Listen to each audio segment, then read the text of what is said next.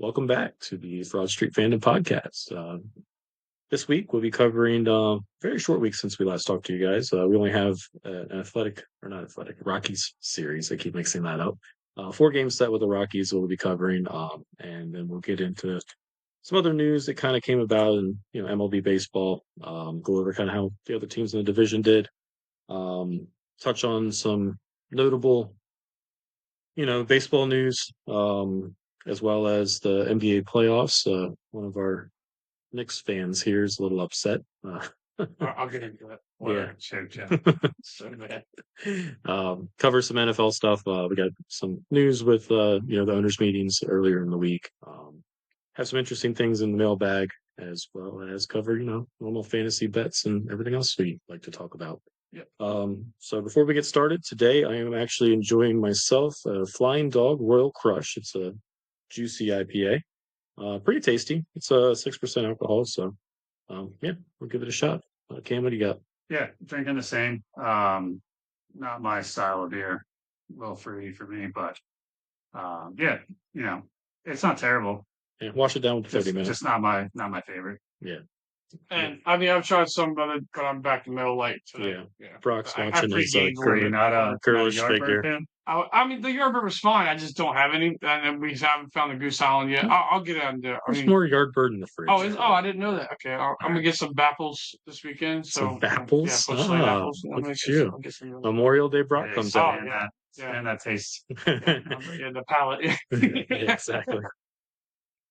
So, all right, let's get right into it. We had 4 games set with the Rockies in Colorado. So, I think when we left off, we were talking about, the importance of showing up against teams like this. Rockies are on a historic pace. I think at this time they only have 8 wins on the year, which is the worst at this point of the season. They're on pace to win 30, I think. Yeah. Around 30 games this season. It's even worse. We thought the White Sox were the worst thing ever, and this is even worse than that. Yeah. Harper told him last year that they're a fucking loser organization. That they are. Like, they're just not good. Yeah. And again, that's the team that you need to beat. We swept the season series on them. Well, we haven't gotten there yet. We'll jump into we swept the first series with them. We won them firing 3 games there. Was long overdue. I think he got fired last time, but he's just long overdue. Yep. He's an old guy. It just wasn't working. So game 1, we had Sanchez against Freeland. Game was actually pretty slow. Sanchez gave up a couple runs early on. We kind of fought our way back, got it within reach, and then they just opened up on the bullpen. Yeah. So Sanchez 6 innings, 3 earned with 7 Ks. I did start on the split this time. Oh, hey, all right. I was looking pretty bad when he was down, 2-1 and 3-2, and I'm like, maybe I shouldn't start this guy. Just leave him on my bench. Actually, pitch his bell. Yeah. On the road, he's sus anyway. He's not very good on the road. I mean, it's still sus. No. I mean, he's been that way. Splits. Yeah, splits. I mean, giving up 3 to the Rockies, I guess, is kind of not that great. Boom, Schwarber, Stott hit home runs. So they kind of got the offense rolling late. Yeah. But again, maybe they just took a little time to get adjusted to the altitude out there, right? And Schwarber just unleashed. Was that 300? Oh yeah, that was number 300. So I believe I texted you guys like right before that, like, all right, just a little double here. So basically, what ended up happening is I put a bet on this game. I love betting on Sanchez. I love betting the what I've been going off of lately is over in strikeouts. So I had him over 5.5 strikeouts, which is actually kind of low for what they typically do. But I don't like getting into that 6 or 7 range to where it's like, okay, unless they really do pitch well, they're just not going to hit it. So I was like, let's get something that's achievable. And then I also like to go with, the overall outs. So 17.5 outs. Basically, you get through 6 innings, you're there. So he achieved both of those. I had the Phillies -2 runs. So again, didn't look great early on, but once they unleashed the floodgates on their bullpen, they were up in runs, and I just needed that Schwarber over 1.5 bases. So I think I messaged you guys. I'm like, all right, nice little double here, and then he just hit a moonshot. Yeah. So and Boom clearly heard me when I went to the game against Cardinals. He's been raking. Thanks, Brock. God, I was waiting for you to buy a jersey. Yeah, I know. Good on that. So overall, that was plus 475. So that was a nice little win on top of the win, I guess you would say. Yeah. So it was good to see Schwarber hit 300 because he was on a little dry spell, I guess you would say, for a little bit there. It wasn't long, but I think there was a couple games there where warming up here in a second. And he was after that home run, he took the lead in MLB home runs or tied. It might have been tied. It was tied. Shohei might have tied him. But regardless, he was number one in home runs. Yeah, so as of right now, they're both 17. So congrats, Schwarber, on 300. Well deserved. I think I saw a stat also where getting to 300, they were talking about the averages at the time, and I think he's only batting like 239. Oh yeah, he's got like the lowest amount of hits. As a person with 300 home runs, like they were talking about that, going like he's like the worst person with 300 home runs. Yeah, I mean it makes sense though, right? No, he batted 198 one year, right? Yeah, he's always been a low 200 hitter, but again, he's been producing with the home runs and RBIs. So also, the Phillies are listening. Extend him. Yeah, please. Yes, I was going to say that too. I've been trying to put that on the page. You want to extend him? Just get it done now. Before he turns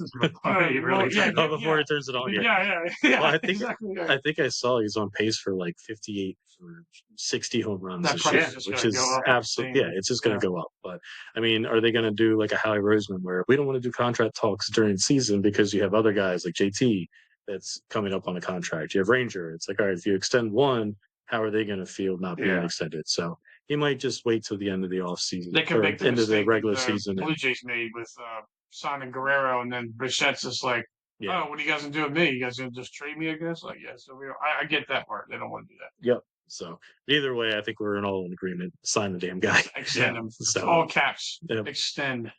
So game 2, Luzardo against Sensantella. Another win, 7-4. Yeah, Luzardo went 6 innings, 10 Ks, 1 earned. The kid's just fucking lights out, man. Like what a trade! Every game. A lot of people aren't really hyped with Dombrowski, right? Just because he didn't go out and spend a ton of money on all these guys. But like, this is an awesome trade. Or he's not making like big moves, but like this one was kind of it was under the radar. Well, to add to that, even Romano is even now doing turning it on. Knock on wood. Yeah.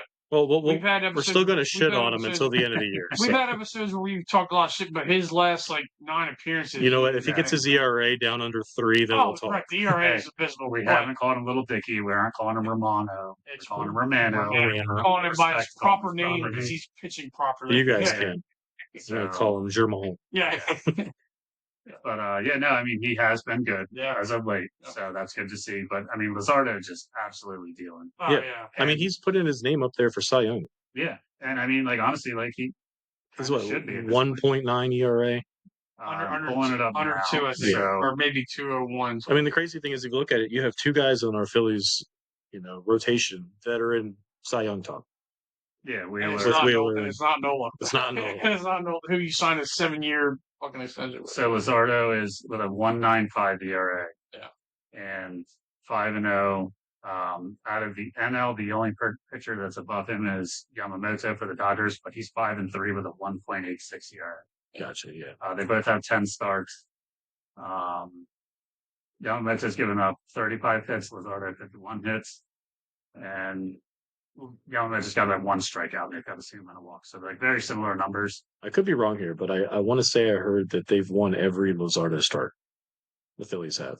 I mean, whether he's gotten the win or not, but I think so. Yeah, I think so. Yeah. I think that they've won every. In his starts, or 8-0, one of those. Yeah. I mean, that would be insane, but yeah, I mean, like he's kind of like a stopper, right? Like when we have those losing streaks, right? Like he's what we want Nola to be. Yeah. And what Nola was, earlier on in his career. It's like he was a guy that, without Wheeler. Nola could still be that as long as he gets this ankle issue. Sorry, I'll do the quotes. Ankle issue figured out because it's really mechanics. It's not. I don't think it's the ankle.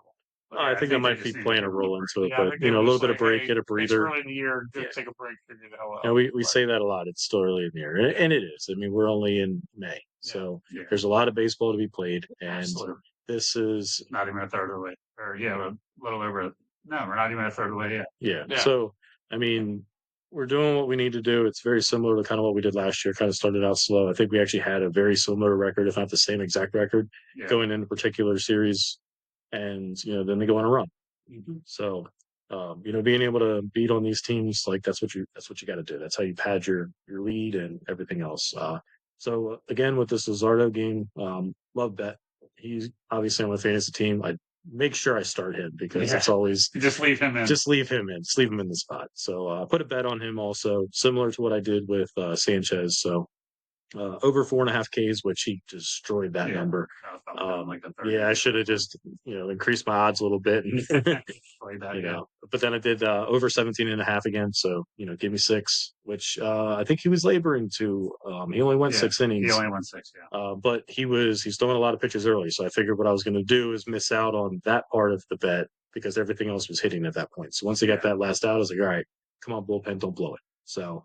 And then I had the Phils minus 1.5. So overall, that was a plus 204 and ended up hitting that. So thanks, Phils, for back-to-back dubs, baby. Yeah, that's awesome. So game 3. Thanks for sharing those bets to the podcast. Oh, yeah, I know. Yeah. Appreciate that. Well, I want them to actually hit. If I share them there, then it's like, oh, yeah, here. Yeah, they're sharing bets with one of them. Yeah. Don't worry. I'm going to share some losers later.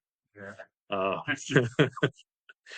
Game 3, Taiwan Walker against Palmquist. So I stayed away from this one on the betting market. Should have just bet the over. Yeah, it probably would have been like 10. Didn't want to. No, I think the over at the time was like 10.5 or 11. I was like, I just didn't even want to touch the game. Yeah, I mean that's fair. I mean, you really never know what Walker's going to do anymore, right? Like, right. We've seen him go to the pen, come back, and now I think this is his first start. But Rockies is one of the teams that he pitched well against them in the early season. Yeah. It's one of the teams he does fare well against. Yeah, I mean, he went 5 innings, gave up 3. Yeah. So not necessarily a quality start to the baseball statistics, but it's just how bad they are. It's like we shouldn't be giving any. Sanchez gave up 3. Yeah, right. If you're going to look at it though, it's like our bullpen's giving up runs. When Luzardo was taken out, they're giving up runs there. I think wasn't that Banks giving up a home run or Hernandez gave up. Hernandez was 1 inning, 2 earned. So it was Banks did give up 1 home run during the series, but he's been great for that. So it's just. I think Banks is fine, but fucking Hernandez. He pisses me off. I mean, we haven't seen Ross, I don't think, in a while. Did he pitch at all this series? I don't think so. I don't for sure, but they come away with still trying to figure it out. But I mean, again, it's the teams you need to beat. And these are teams that we should be beating 9-3. Like they shouldn't be winning 9-5 or 7-4. Plus, they did call David Robertson. Yeah, they called him right before the Alvarado thing. Like, either way, I would still. I wouldn't. I don't know. I mean, if you look at the list of people that are available, there's not many good options. They're gonna have to make it. Like they're gonna have to sign. They're gonna have to sign one of them because unless you trade, I mean, obviously there's guys we can trade for, but if you could just sign one of them till the meantime before the trade deadline, you have to kind of just try it out. You have to look like you're trying. You can't just sit there and go, we'll just ride with what we got, because that's exactly what we did. We know it's a need. Yeah, you got to try. You got to sign. But I think it's too early for teams to actually want to trade. Right, so that's what I'm saying. You're very limited and try it out because he's been here. I mean, I'm still. I know. He was better away from the Phillies. But if he's got anything, just fucking try it. He's got to be better than Hernandez. Right. He can't. Yeah, this is true. Right. He's got to be better than him. He's got to be better than Joe Ross. I mean, I'd rather bring up the kid, and I said it before. It's like I wouldn't mind seeing Abel there. Yeah, but it doesn't cost anything for that one, just a roster spot. Yeah. So, also, just real quick about the game. So Turner Harper went back to back. Yeah, it was pretty cool. Back to back pitches, I believe. Yep. Mm-hmm. And then JT getting the back going, double and a home run that game. So I guess we'll touch on a couple bets there too, because I think it might have been the Ranger game, which we're about to talk about. But so long story short, Walker, they win 9-5. At this point, we score a total of 25 runs. Yeah, good math. Yeah, 25 runs in 3 games. It's like, okay, just lock down this series. So a Ranger on Thursday, pitcher's duel. That's Marquez. That's your game. So they manufactured runs. The first inning, Harper had a double. Harper Harper single, and Kepler all doubled. Yeah, that was the 2 runs. Yeah, Kepler doubled for Schwarber to score, and Harper doubled for Trey to score, or for Stott to score. That was the 2 runs. Yeah. Yeah. So I'm getting my games mixed up, but one of the ones was when, and this might have been the Walker game or Luzardo, whichever one, but Trey gets on base and then steals the bat. Steals immediately. Steals immediately. So game 1 of this series, I bet, because actually the odds on stolen bases are pretty high. Oh, that's right. Like, it was like, if they get a stolen base, it's like +3, +400. And I was like, that's absurd. So I was like, okay, like these guys typically steal quite a bit, especially like early on in the games, try to produce runs. So I believe it was the Sanchez game. I bet him and Harper to both have, him and Stott, Turner and Stott to both have a stolen base. Neither of them did. So literally, I think it was the next game, Turner steals literally the first. So not only does he steal, he ends up stealing because Harper got on. Yeah. They do a double steal. So, second to third, and then they end up getting a run because the catcher overthrew the ball. Yeah. So it was like. So it was the Tuesday game you bet it. So the Luzardo game you bet him to have a stolen base. Yeah. Wednesday's when it happened. Or you did have a stolen base in the first because you texted us. So riding that hot streak. Riding the stolen base streak, we'll just say that, of bets. On Thursday's game with Ranger, the only bet I put in on that was I saw that Marchand was catching, and I've been over that guy forever. So I saw Stubbs. Stubby baby. I got more on that. Dude, imagine what the record would be with the Marchand. Oh my god, dude, yeah. Marchand ain't bringing in vibes. Yep. He fucking sucks. Well, he brought some money into my pocket. We'll put it that way, because I bet Brenton Doyle, who's +425 for a stolen base. So ended up betting him to get a stolen base because Marchand was there, and hit that bad boy. So that was nice to see. Awesome. Well, talking about the record, you said the vibes would be better. Here's a record from John Foley on Twitter. So the 2024 record for the Phillies is 36-14 last year. This is the best Phillies start like right now, like 50 games. What's the record now? Right now is But imagine how we're 32-18 right now. What percentage would be if we had stuff. Yeah, no, it's. I mean, he's good for at least 6 wins. But he shows like the years we won the World Series. We were 27 and 23 both of those years. Yeah. So we're up there. We're up there, part of being better than the World Series years. Also, side note, shout out that guy. He's a 2008 Phil's Twitter. Yeah. He's hilarious. He's great. John Foley's great. I actually won some kind of giveaway he did. He gave me like a Ryan Howard numbered card. He keeps up with like the stuff all the time. He's awesome. He's great. He's a great follower. Yeah, check him out on Twitter. 2008 Phil's with a Z. Yep. Cool. So Phil's end up taking the season series, but also they won a series. They actually won one. They swept one. So this is actually the first time they've ever swept a 4-game series in Colorado. And this is also the first time they've ever swept a season series of 7 games or more. So typically you'll have it's also back-to-back streaks too. It is, yeah. So it's 7-game streak going into Sacramento, baby. Yeah. So Sacramento. The Sacramento Oakland A's of California. Of Vegas. Of Vegas, yeah. So no, it's a very good week. It's exactly what they needed to do. So it was nice to see that the bats came alive a little bit. Some home run production. The guys just hitting the ball all over the place. So, I think Trey had a great series. He's actually he mentioned he made an adjustment at the plate. Whatever he did, maybe it's laying off the pitches they're out of strike zone. Yeah, they said. I think when they were talking about that is that he got hit by a pitch and that changed either where he was standing in the box or changed something on his swing. But clearly it's working. Right? Yeah. He's hitting a lot better now. So I mean, I don't think he hit a home run the other day. Yeah. But it's like he's not really hitting for power. But it's like I don't need you to hit for power. Get on base. Like that's what your speed's for. Havoc on base. He hit a couple bloop singles to get on, and it's like he turns a single into a double just because odds are you're not getting. Like I think Freeland actually picked him off twice. One was when he went too early and they got him out at second. I think they picked him off later or something too, or it might have been kind of the same one. But either way, I'd rather have him aggressive on the bases. So it's nice to see, Trey turning it around and actually playing well. Brock's boy Bones actually turned it on too. I mean, he's doing well. JT hit well. He's doing fine to the point where I don't have to yell. Yeah. Like I did last week. All right. So I'm going to give Brock some homework. I want to see next week. what the Arenado Boom comparison is for this year. Yeah, there we go. So wait, you want me to do it from like the game I went to like no, I want the whole season. The whole season. Yeah. Okay, we'll see all right. what they were. Compare the stats. Yep. Okay, all right. We'll see which number 28 sticks around. I still would rather have Arenado. I think I have Arenado in fantasy, and I think he's still probably up to down. Yeah, but he hasn't been great lately. Boom gave him like a month and a half, head start. Yeah. Well, we can reevaluate towards the end of the year. Crazy adjustments. We just talked about Trey.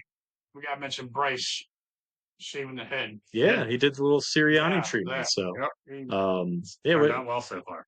No, if you're having a bad day. I mean, I'm considering it. I'm considering shaving some hair off my face and my head. I think Miley Cyrus might have done something. Yeah. So we're thinking of some ways to adjust. If it worked for Sirianni, then hey, gotta give it a shot. So yeah, Bryce before shaving his head, this was through May 11th, 181 plate appearances. 237 average, 354 on base, 428 slugging, 7 home runs, 15 extra base hits, 28 walks, and 22 RBIs. So, not great numbers at all, especially for what what our expectations are. Yeah. So smaller sample size since May 12th when he shaved his head, 43 plate appearances, 432 average. I mean, that's insane. Awesome. That's insane. Yeah. On base of 488, slugging 649, only 1 home run, which I don't think he's getting a lot of fastballs. I think they're kind of. But he's kind of slapping it more, like he's hitting the. Yeah, he's hitting the ball like all over the place. Like I know in Colorado he had a couple doubles that are literally right at the third baseman, but they're giving him that shift, and he's turning little singles into doubles. So it's good to see. I think the power is going to come. I think once they can't throw off speed to him because he is taking care of it here. And when it warms up too, right? Oh yeah, that's the summer. So 6 extra base hits, 5 walks, and 10 RBIs. So he's been playing great ever since. So if anybody's ever in a slump, just take the advice from Sirianni and Harper. Maybe shave your head. Shave your head. I mean, honestly, there was a little bit where I was like, "Is it because I have him in fantasy? Do I just need to move off?" Oh, and trade him. But now I'm like, nope. No, we're good. Hold. He's crushing lately. So. Yep. No, it's good to see. That they're playing good baseball right now. Yeah. And a lot of them are. And the combo, the bats that they're producing runs with a really good rotation. And it's the clear rotation, to see. I think it's got to be like 1 or 2 in all of baseball at this point. Like ERA wise, like innings. I mean, look at it. We're talking about Nola and his struggles. Yeah. Imagine if Nola was Nola. They said that even if he won half his starts, we'd have like a 700 win percentage right now. Like it would be insane. Yeah. Like if he won half his stuff. So. Yeah, I mean, like I said, it's still early. Yeah, I know. It's right. We can make a drinking game out of that. It's still early. It's still early. Yeah, it's like baseball. Yeah, a lot of baseball. Well, speaking of a lot of baseball left, I like to keep this stat. So since that Mets series where they swept us, I always I've taken this in and I want to kind of see. And I know we have an upcoming matchup with the Mets again coming up soon. I think in the next week or two. I want to see the stretch between those two, and honestly, what we end up doing against that series, because we do have to kind of get ourselves back into winning against that team. So since that Mets series, the Phillies are currently 19-6. Hell yeah! I'm in first place. And in first place, the Mets are 12-13. Hell yeah! So hell yeah! Yeah. So no, and as Brock mentioned, I think it's a 2-game league going into today. Either way, it's first place. Yeah. And we are a half game out of first in the league. Oh, in the best record. Yeah, behind the Tigers, and I think we're 1.5 up on the Dodgers or something like that. Yeah. So, they're back up to kind of where they were last year. They're at a point where they're actually kind of running away with it for a little bit. So obviously you want to continue this. We have a big upcoming series with the Athletics this week. Another team that you got to take advantage of. Yeah. So series one it should be. Yeah, and we start off with Wheeler. So Wheeler against Lopez. I mean, right there, that should be your first W. You should come out of this game in Sacramento with at least 1 victory. Right after that, it doesn't get any harder or doesn't get any easier for the Athletics. You get Sanchez. Yeah. So may put him on my bench. May keep. I don't know. No, I'm just gonna keep him. I already started him. I'm looking for a fantasy win this week, so leave him as one. Just leave him in there. Yeah. Just leave him in there. And then we have Luzardo closing out the series. So I think that's really good pitching matchups where we can walk away with 3 wins and another series sweep. And honestly, I think that's what they need to do. And I think we predicted last week, right? Like 6-1, 7-0. Like that's what we should be, right? Like out of these 7 games against this lesser competition, because these 2 organizations just aren't competitive right now, right? Like we should be winning all of these games against them. Yep. So we've got through 4 already. So we go 2-1, then we're right there with the 6-1 prediction, or 7-0, please.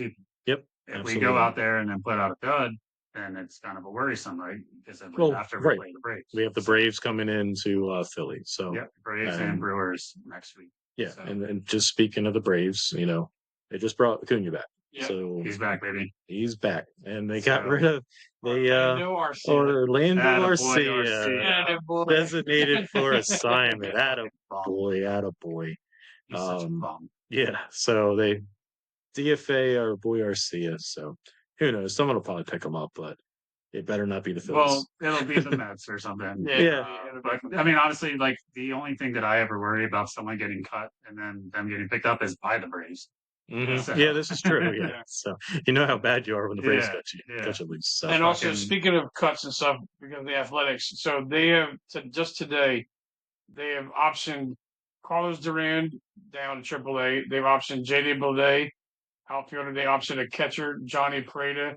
They've also put Urshela on the 10-day IL. Delaware's Zach Geloff is now on the 60-day IL. And they've also DFA Seth Brown. This is all before our series against them. They have changed their entire more reason to beat them. Big portion of their roster, because they've called up guys you never heard of. They called up. Bleday was on the Marlins. Bleday was on their team. He was decent, but he's him being triple A is like big. So they've recalled like a left-handed pitcher, Jacob Lopez, infielder C.J. Alexander, outfielder Denzel Clark, another catcher Willie Massaver, and infielder Logan Davis. This is all before our series, so they have almost a brand new team. Good. Maybe they can just. So this let is Mason why Miller go. Right. This is why we should win that series. 100%. Yeah. So no. Yeah, like I said, these are games you have to win. Yeah. So especially with the upcoming Braves series, which is a big series in my mind. The Braves are still right around 500, but we've been talking about this guy coming back and building a lead to where they have to be fighting and for their way back in. And I'm sure he's going to be coming out on fire. So we'll see. Waiting a year for this.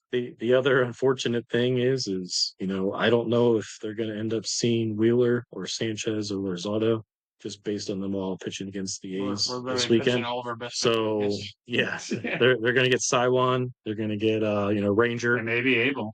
Maybe they bring Abel back. Maybe they'll call him back up. Yeah. And Strider pitched. He pitched a couple days ago, so he might be pitching this week. He pitched bad last. It's his first start since his IL trip, but I don't know if we're going to face him. Let me take a look real quick and see if I can find it. Yeah, I mean, just talking about Abel, he was optioned down to the minors shortly after his start against the Pirates. Looked good.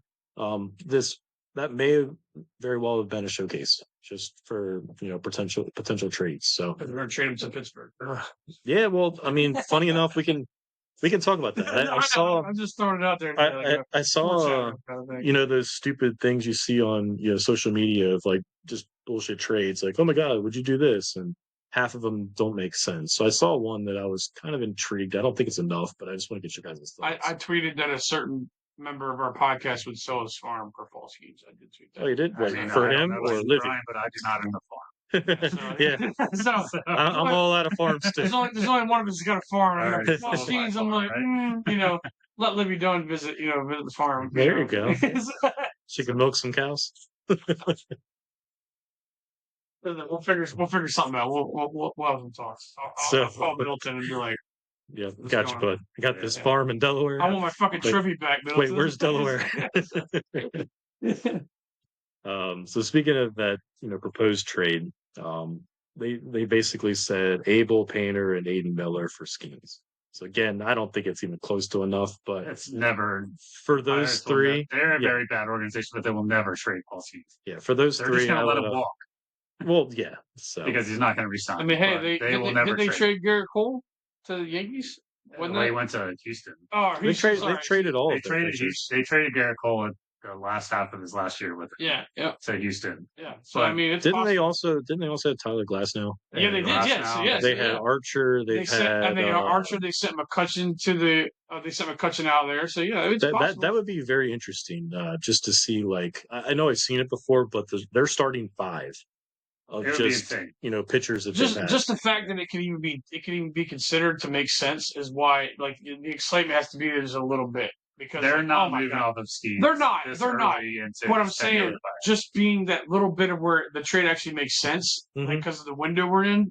Like I'm like, do it. That's what I said. I don't think that's enough. Those 3 guys, but I think we can agree as Phillies fans. Yes. If you can go get Paul Skeens. Yes. But there's prospects and not impact your. But the Pirates are so fucking stupid if they even consider that. Yeah. Well, I mean, they've clearly proven they're not smart. They've been pretty stupid in the past. So yeah, we kind of hope well, maybe they can be that stupid again. That's just nonsense. But anyway, when Paul Skeens comes up for free agency, hopefully at that time, that might be towards the end of Nola's tenure and Wheeler. Who knows? Yeah. So maybe we go make a big move there. Also, just to preview the Phillies Braves series, so the pitching matchups. This one might be a little interesting. We got Taijuan Walker, Taijuan, as Brian still likes to call him, slated to start against Spencer Strider. Oh, on the Tuesday game. So who knows? I will not be betting that one. Then Ranger versus Smith Schwarber, and then Wheeler Sale again. Oh, that'd be okay. So Wheeler Sale, 1-2 in the Cy Young. We talked about that earlier in the podcast. That was the first matchup. How we thought that was going to be one of the great pitching duels, and it turned out to be. It turned out to be not. Yeah. I don't think either of them went 4 innings, right? Yeah, they both got shelled. So they're rematching. So we'll see how that ends up. Again, this is all just kind of projections. Who knows what will end up happening if the Phillies do try and bring Abel back up instead of Walker starting again. But, we'll see. Yep. Yeah, so another baseball news. Gene Segura retired. Good old Gene. Yeah. Gene Siggy. Yeah. We brought him in, kind of during the Harper Reese era or whatever. Beginning of the Harper era. Yeah, I liked the move at the time. He was playing with Seattle. He was a stud. He was Arizona. He was Seattle. He was always up there for batting titles. He was always around 300. He didn't necessarily hit that when he first came up to Philly. No, I think he struggled a little bit. But he did mention where he said, like, hey, Philly, he's like my favorite fan base because they'll let you know when you're playing bad, and then if you're playing well, they'll definitely love you. Yeah, and I think Stott also shouted him out as being a mentor for him, right? It was he was there, and Stott kind of his rookie year, he was starting to split time with Segura, and then he ended up moving to short. So it was kind of just Stott looked at him like a leader, right? Yep. And that was awesome for him to kind of bring Stott up.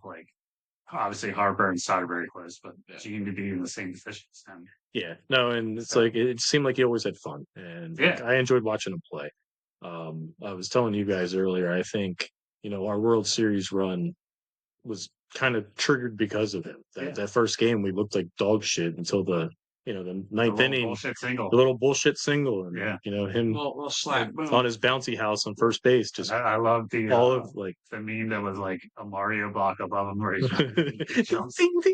jumps halfway through the base to first and bring in I think it was a tying run at that point. Yeah, to make the game go into extras. But we were getting shut out. Yeah, and you love to see home runs and big doubles, but little tinky little slaps, slap singles, got the job done. Yeah, it did. Yeah, so and shout out Gene. Yeah, shout out, congratulations on a great career.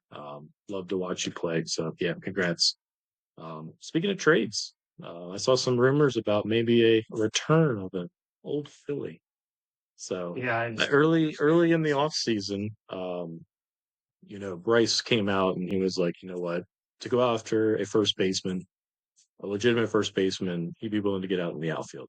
So everybody was thinking at the time, oh, well, Alonso. I didn't want Alonso. I still don't want Christian Alonso. Walker or Josh Bell is what I was on bar with. That's what I thought. So he brought those comments up, and obviously they didn't go out and get a first baseman. So Bryce has been our first baseman. But, now there's talks of Milwaukee's not really playing great, and, Mr. Rhys Hoskins might be available. So down next weekend. Yeah. So Hoskins last year, he didn't have great numbers. No. So last year he was also 26 home runs. So the power is about the same as what we've seen. Mm-hmm. Yeah. He batted 214. Yeah. It's average. With us. So this year, though, I think he's batting 300. He's batting 292 with 7 home runs, 27 RBIs, and he has 2 stolen bases. Yeah, so I could hit plus 700 on stolen bases. This is what the fan base does every time a former player comes to play against us, especially at home. Like, you'll see them tweet going like, hey, we won, but like, I'm so happy to see Rhys hit a home run. It's like, we don't care. He's on. So you want to go to the game next weekend? We could do standing ovations. No. Hey, no. Rhys is my guy. I love Rhys. Yeah, but I'm not going to say that I want to see him hit a home run when he's on the opposing team. Like, people tweet going like, oh my God, he hit a home run. I'm like, yeah, we're losing now because he hit that home run. Like, so get over it. He's not on our team.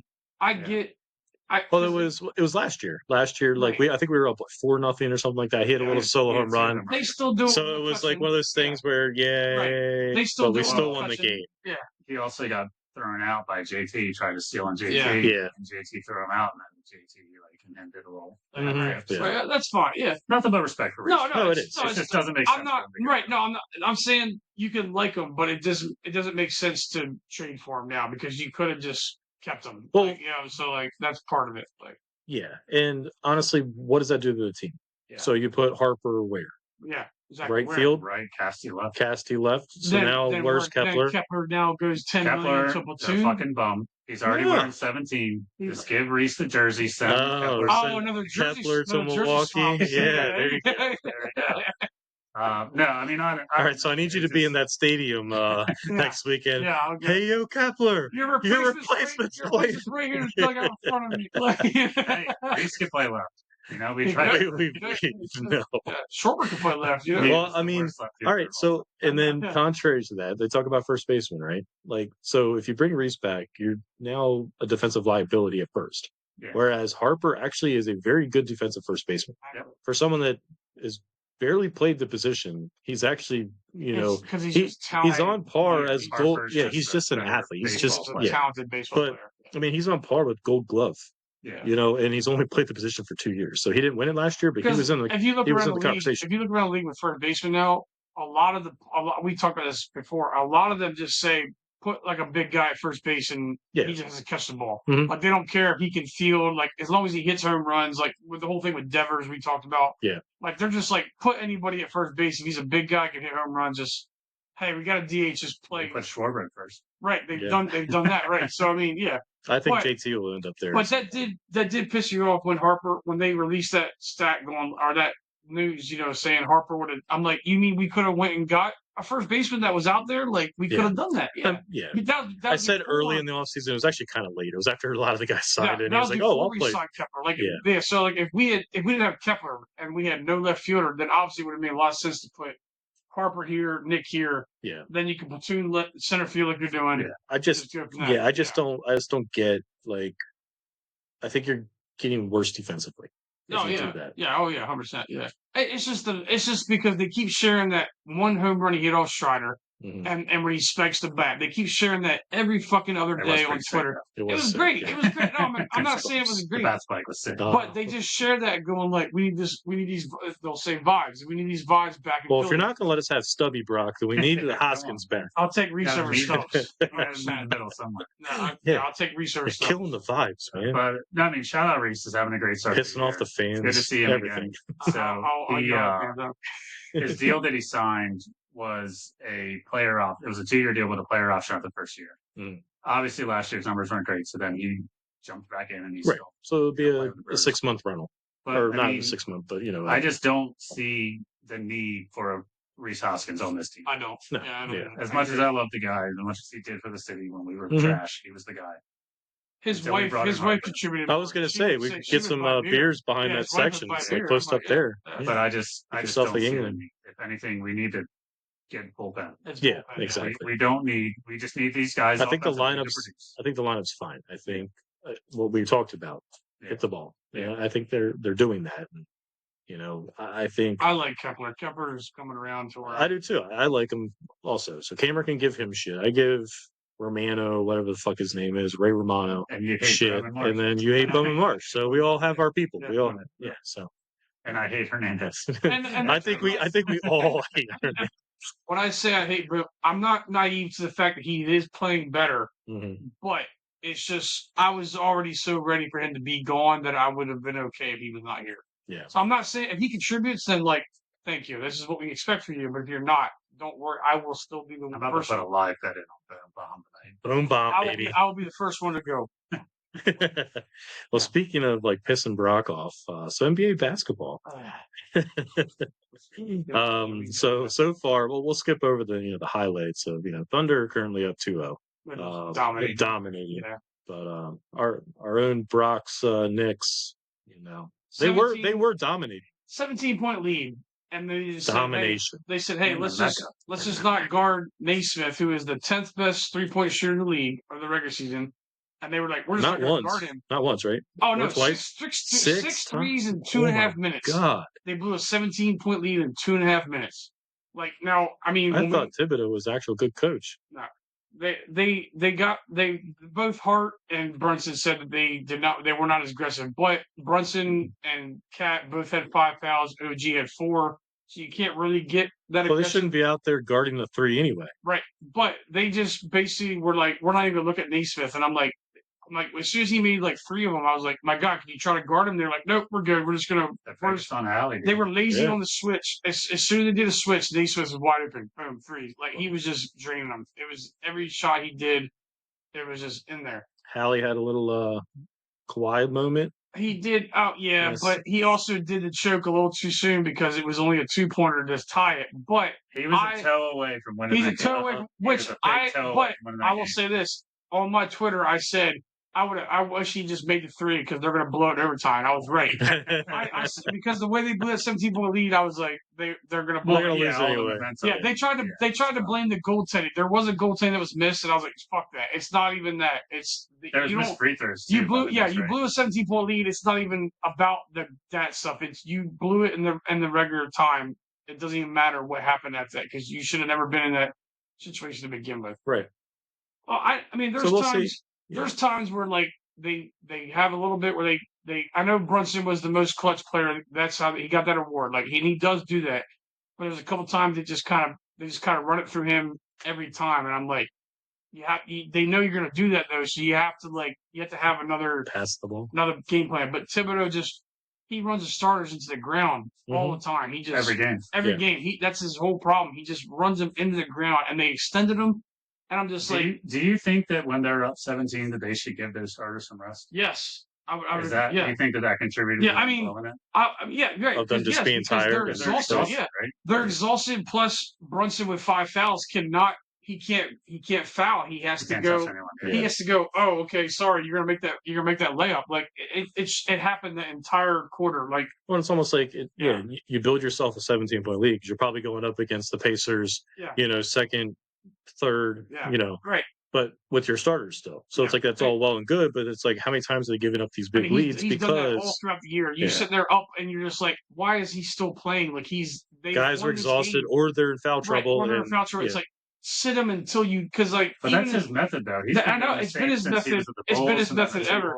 There was even Brunson went out with 7 minutes left in the game. He went out with 5 fouls, and the Knicks went on a 14-0 run without him on the court. And then all of a sudden he brought Brunson back in with 3 minutes left, and I said that's too early.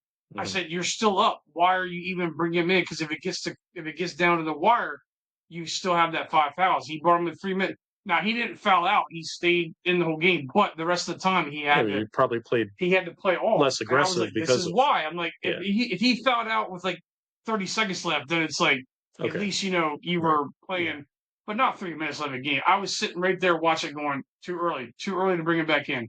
And like I said, as soon soon as Halliburton made that shot, I thought we lost it. I was like, good, because you blew it. You should lose. Yeah. Mm-hmm. And then they're like, I was going to OT. They still have a chance. Like, no, they don't. Like, they've lost this game because we came back against the Celtics twice, down 20. Yeah. So I'm like, this is exactly how the Celtics feel. This is how we should feel. Like this, we should not feel good about this at all. And that's how it went. So. Yep. Well, Game 2's tonight. Game 2's tonight. So. We'll see what kind of lead they can build and lose. But yeah, let's go Hallie, baby. I still don't understand the Hallie hate. It's really it's built up. It's built up like oh my god, have you seen the memes?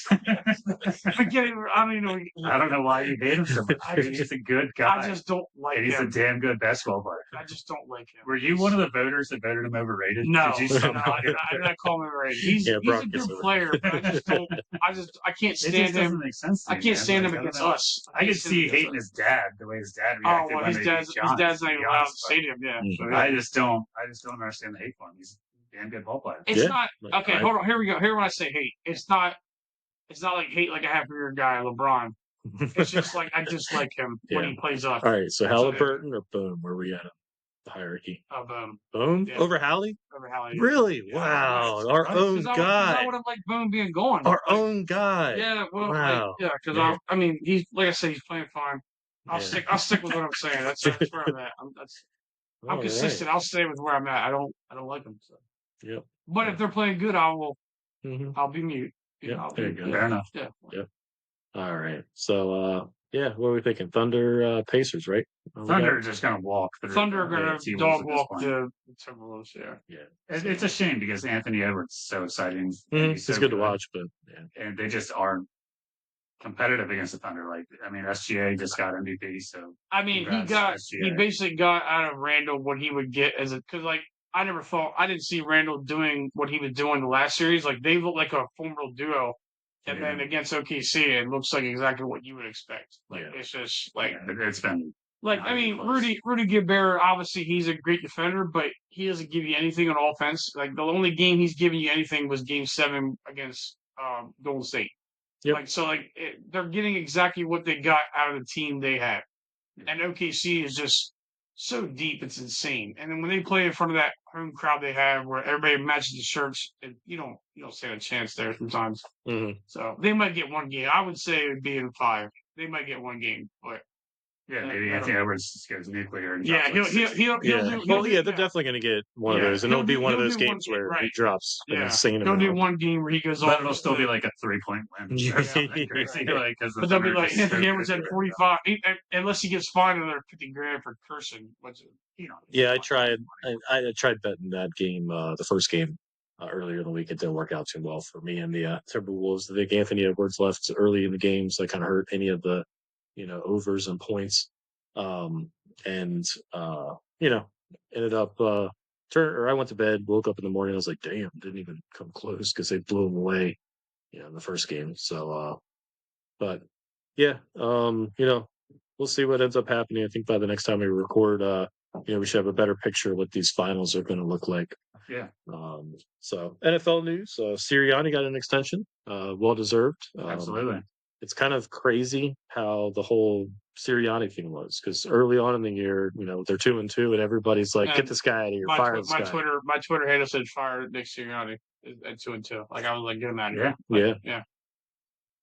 Yeah, I think a lot of fans had that same mentality of like, what the hell's this guy doing? I mean, he's up there arguing with fans, yelling at people. He was one guy. He's a guy that he talks a lot of shit when we're up, and then when we're losing, he's like quiet. Like he just like, and it's like, oh, you got nothing. Kids to the 30, It's like, oh, you got nothing to say now. Like, yeah, you should have been saying that, while we're down too. Like talk shit. But honestly, like the players respect him, man. Like the locker room likes him. He's got a lot of respect in the locker room. That's all that matters. He is, and it's if he loses the locker room, then it's a problem. Yeah. So the locker room has his back, then it's not a problem. Well, and that's one of the things. Like a lot of the guys, like obviously he got the extension this week, and a lot of the players were actually talking, and they were talking like Jalen Hurts actually had very good things to say, whereas opposed to last year, they were asking, "Hey, what do you think about your coach?" And it wasn't, very good, conversation that he had. It's like he didn't have anything, good to really say. So I think that they had a rocky, relationship. I think they're building on that. I think they both matured. Looking at what Mailata had to say, I mean, you can tell that the players really respect Sirianni and what he actually does. So, it's good. I think it's deserved. Yeah, I mean, a lot of the guys in that locker room say that he's been the pivotal reason why they have the relationships they do in that locker room. So, I mean, you can see that from like when the game where Saquon was going for his highest in a game, he was like, "Do you want to do this? We'll put you in there." And he was like, "No, I'm good. Let the young kids eat." Like all those conversations that have come out. It was like Saquon, do you want to go for 200 against the Giants? Yeah, right. He was like, I get we're winning, but he's like, "Do you want to do this?" And Saquon was like, "No, I'm okay." But like the fact that he was just like, "Hey, I'm aware that you are getting ready to break a record. Do you want to do it?" And he was like, "No, I'm good." Yeah. No, he's a good players coach. He left it up to players, right? I mean, that also is good on Saquon too. Yeah. If you're like, let the we need that Saquon, but it's all he had to do was get out of New York. He's a stand-up guy before, but no, it's like those are the types of players that you want on your team. That's good leadership there. Yeah. So now, well-deserved Sirianni. We'll have him. I don't think they came out with any years or numbers or nothing. Yeah. They usually don't come out with coaches information, but for whatever reason, I don't understand. I don't get it either. Disclose that information. I don't know. They don't really say he's the highest paid coach. We don't know. We have no clue. It doesn't make any sense at all. We want to know those numbers too. Right. It's just I don't see the reason why it's not disclosed.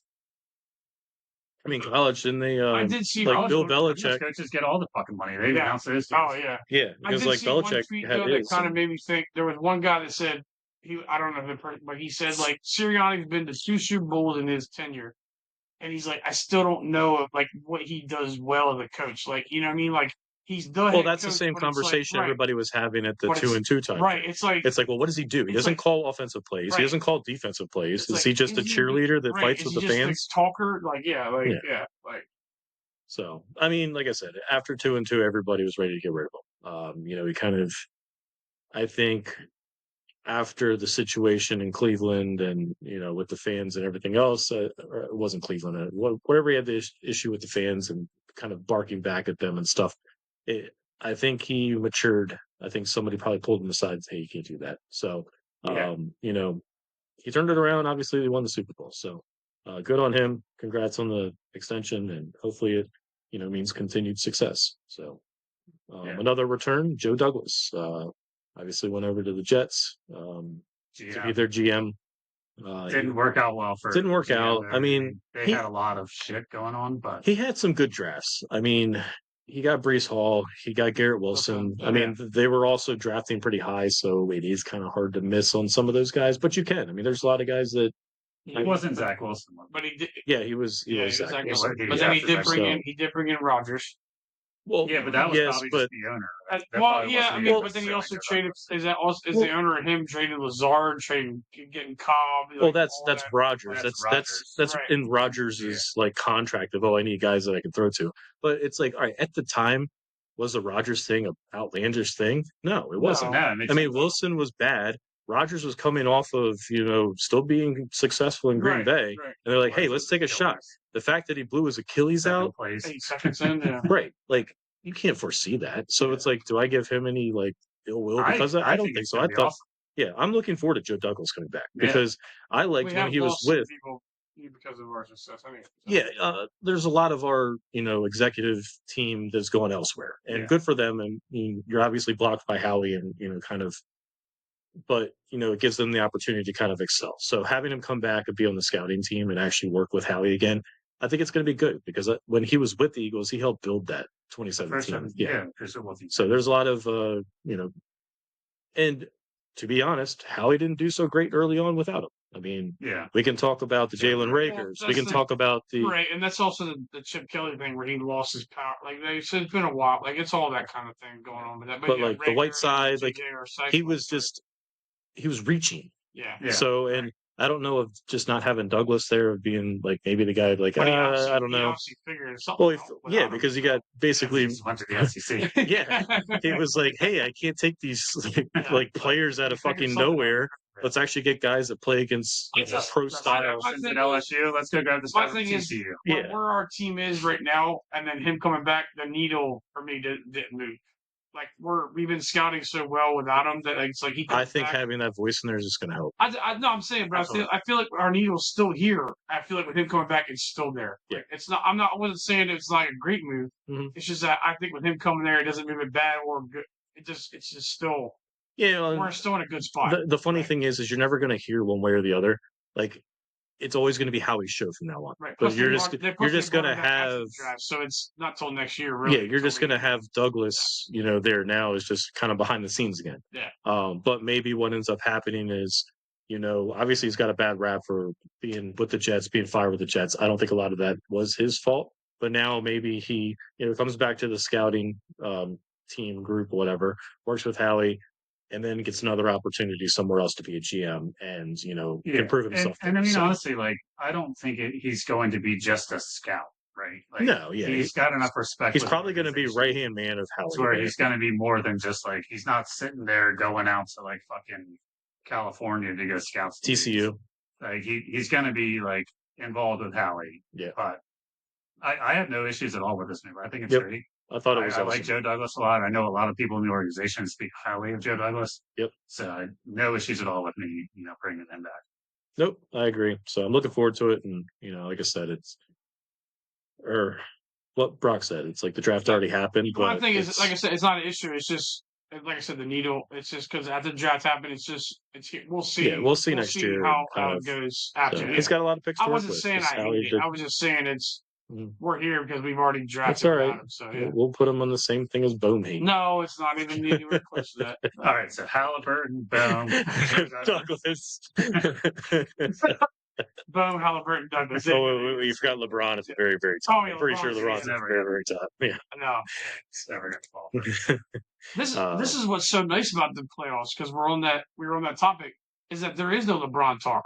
Yeah, this is great. Except for what we're talking about. There is nothing in here talking about him. Come back here soon. There's no LeBron. Well, no, he's talk. tweeting about Hallie. He's a big fan. Yeah, but there's no LeBron talk. There's no Curry talk. It's just 4 young guys. I think, and this could be wrong too. I think 3 out of these 4 teams have not won a championship. Right. So it's more than likely somebody's going to win their first championship. Yeah, and then you got players winning their first ring ever. Yeah, so it's exciting. It's exciting. So the Knicks have obviously won, right? Yeah, but Pacers have never won a championship. I don't think they ever won. Not even with Reggie because they always lost. Because Reggie lost to the Knicks when he did a little choke job. Yeah. What's the Pacers going to do? And then OKC, they were Seattle, right? They were Seattle, but they were Seattle, but they came over. And they didn't win the KD in them, so yeah. Yeah, and then T-Wolves. Yeah. Yeah. So that's just wild to think about. I never really put together. So, other football news not necessarily related to the Eagles, but Fred Warner, 3-year extension, $63 million. Great player. That dude's a fucking stud. He's amazing. He's so good. Good signing by. He's such a good linebacker. He's got to be the number 1 middle linebacker in football. Yeah, I mean it's a nice signing for the easiest schedule like next year. I mean, yeah, but he's one of those players though. Like no matter who he plays for, you can't mistake that he is that good. Oh, 100%. That dude, like he is a good fucking linebacker. For sure. So good for them, I guess. But yeah, a great player. Good for him to get paid. But maybe they'll take advantage of that easy schedule. Purdy said that he took less money so that they could spread the wealth. Is that what Brock did?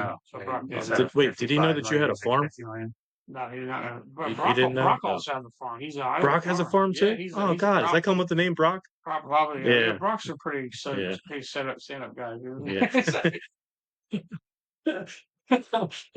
Oh, man. So, Jim Irsay passed away earlier this week. Rest in peace. 65. That's young. Yeah, I saw his last tweet was actually to the Pacers and mentioned good luck.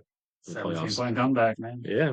That might be their one win. No, I mean, so Jim Irsay, I think, a lot of people say, he had his demons, right? Like he had some addiction issues. Mm-hmm. And that's about the worst thing that anyone's ever said about him. Everyone else that speaks about him, like the Indianapolis, city and organization, all they have is great things to say about him.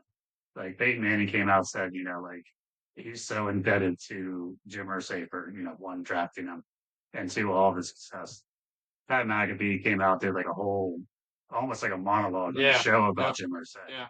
So Irsay was like a very good dude, very great for the community. Mhm. But he had his issues, right? Like he had his personal issues. T.Y. Hilton also tweeted out, and he was just like, he said, if you ask me if I'm okay, there's just no way I could say I am.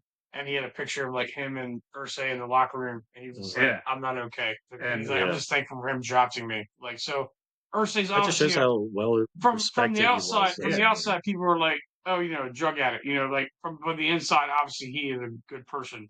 Like it was just he had demons, like you said, demons. I mean, he lived his life the way he wanted to, right? Yeah, like, he inherited the team at a young age. Yep. He's the owner of an NFL franchise with a ton of money, and he was buying like all of the like guitars and like band equipment of shit like from like the bands that he listened to, and he would have guys come play like and just have a jam band, and like he was just living his best life on top of owning an organization. But like mad respect to the way he ran the Colts, like I mean, it just shows you just from the players coming out and saying that. Yeah, like it's just again, he just had some personal things, and hopefully it doesn't come out that it was any kind of issues with any kind of drugs or alcohol related. But it's just everyone says that he's. It makes you. Well, I'm not going to be that, but it makes you wonder because he did fall asleep like in the afternoon. So like you kind of wonder, like he passed away in his sleep. Like it wasn't it wasn't overnight. It was like middle of the day. It's like, I think we're all kind of alluding to it that it could have been related to those, but like we just, that's like a jump. I'm not saying because it hasn't come out. That's what it was. So like we're just speculating, but from what you know from the outside, that you're like, at middle of the day, makes you question. Yeah. At any rate, stand-up guy. Obviously the players. He helped everyone out. That every player that has ever been in Indianapolis Colts, he was there for, and I think that's all coming out throughout the news. His biggest film might have been Andrew Luck's situation. He might have. But even with Andrew Luck, Luck was like, you know what? Like I'm retiring early. I'll give you this money back, and Ursay's like, no, dude, just keep it. Yeah, right. What I'm saying, but he might have failed, like. But that's not necessarily him. That's the GM, right? Like that's not Ursay's fault. He's not drafting the team Ballard at the time, wasn't it? Chris Ballard, I think. Ballard's been around for a while. But I think he was. Yeah, but he was mostly there, yes. But I think that's not an Ursay issue with him. No, right? Yeah, no. And I think Andrew Luck will probably speak highly of. Yeah, I mean, even what you just said, it's like, hey, I'll give you this money back, so I'm just going to retire. And he was like, no, don't worry about it. Yeah, like it just kind of shows you what kind of a person he was, and I think that's evident in the players coming out and having their thoughts. A lot of good things to say about him. And then I also we as Philly Eagle fans probably kind of hate it, but he was the one that was vocal to get Dan Snyder out as the owner of the Commanders. Yeah, he was the one that was like, you know what, like Snyder's going to come out here and talk all this shit on all these owners, and now he's going to blackmail them and bring the truth out. And then Jim Irsay's like, buddy, my shit's already out there. Yep. I dealt with my shit. You want to talk stuff? Like, we'll get you the fuck out of the league. And he did. And unfortunately to us now, the Commanders have seemed to be on the uprise of an organization again. Yeah. They got Josh Harris as the owner. And we can. But anyway, so like, rest in peace, Jim Irsay. Obviously he had some issues, but well respected, great person. So 100%. Which we can have another comment on the Commanders owner. Josh Harris. Yeah, Josh Harris. Yeah. Oh yeah, we can spend a whole day on that guy. We can get into the Sixers, Devils. Yeah, it's just good owner. Not area. Loyal owner, I guess you'd say. No. So, but yeah, whatever. We're going off of Josh Harris. So final NFL news I wanted to talk about is Hard Knocks. So the Eagles will actually be on Hard Knocks this year for the first time ever. It's going to be the end season, so it's the NFC East. The funny thing is I look back at the season this last year and just imagine, can you imagine Hard Knocks being there, and you have the 2-2 start, and you have the Sirianni and all the drama that's building up there. You have the AJ Brown with inner excellence and on the sideline, and it would have been great TV, honestly. I would love to hear what Brandon Graham basically throwing everybody under the bus of they don't talk. It would have been some compelling TV, but I think WIP's got that covered. I would love to hear our players go you hear what the fucking stupid ass media said today? Fuck them. I would love that to be caught live on a mic. I'd be like, these guys are fucking idiots.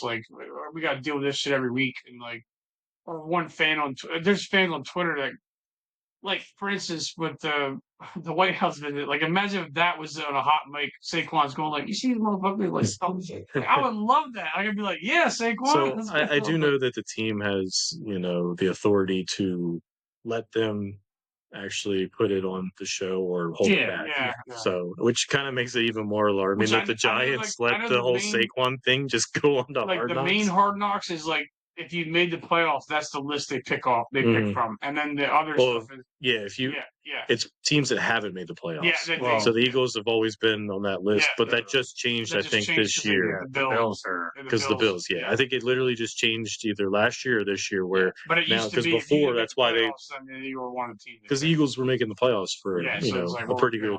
They had a good run there, so that's why they would never be picked for Hard Knocks. But as you mentioned, Cam, the Buffalo Bills have the actual Hard Knocks, which will be fun. So I know Brock's over there just waiting for more.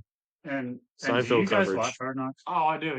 Yeah. I've watched it. I love Hard Knocks. I love the whole in-depth thing. I'm one of the people that gets like when they pick that random guy to like follow the story. I'm like, I hope he makes a team. Like it's like I hope he makes it. Like I'm all about it. I watch it. I might not watch it like as soon as it airs like that night, but I'll watch it that week. So the way that last year's Hard Knocks went, so they did the training camp, preseason with the Giants. Yep. And then they did the in division of the NFC North. Yeah. To where it was the Steelers, Ravens, Browns, AFC North. AFC, sorry. Oh yeah. And I didn't even like when you said I was like, oh fuck, that's right too. So they did it to the end of the season. Yeah. Like it wasn't like weeks 1 through 8. It was like weeks like 10 through 18. To where you're going into where they're playing each other and there's meaningful like division matchups.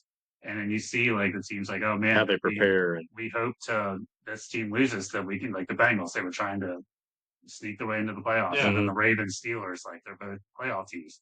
So it was really interesting. So I wonder when they're going to do it. If it's going to be the same time frame. Yeah. I don't know if that's been announced at all. I honestly think it's early because if you think about it, we open up against Cowboys. That's good TV right there. Yeah. But we play. And then we have 3 weeks of the Giants, but then we don't play the Commanders until the end of the year. So it's like, is it an 18-week series or is it only? But that's only looking at it as a Philly perspective, that too. Right, but I mean, look at it that way. So that's Philly and Washington. Yeah, Philly and Washington. Right. And then you have the Giants. Like I don't know how the other teams are all. Scheduled together. Plus, also Netflix does because is Netflix doing the Chiefs? Is that documentary just come out? I know Amazon Prime did. Or Amazon Prime. One of them just did the Chiefs Kingdom or something last year because the last episode is us beating them in the Super Bowl. It has like the whole in depth. I can't wait to watch that. Yeah, it's like the whole side of the Chiefs. It's called Chiefs Kingdom. After watching the quarterback documentary, we'll have to look and see which app it is exactly. But I do know that they dove in, like they have all the Mike stuff from the Chiefs season. Nice. Like, that'd be good. But it's called Chiefs Kingdom. Same as that. But one of them did like the Chiefs solely, like because of like, and that's where they got all that stuff. Where like on the sideline, they were like, "Oh, the Patriots are down 27. We can come back." And it's like, "Yeah, you're not coming back. You're down 46." Speaking of documentaries, I heard there's a good one on Brett Favre on Netflix. I heard it makes him look like a complete asshole. Well, he was a complete asshole. He is. I think everyone kind of knew that. Yeah, but this like kind of like literally just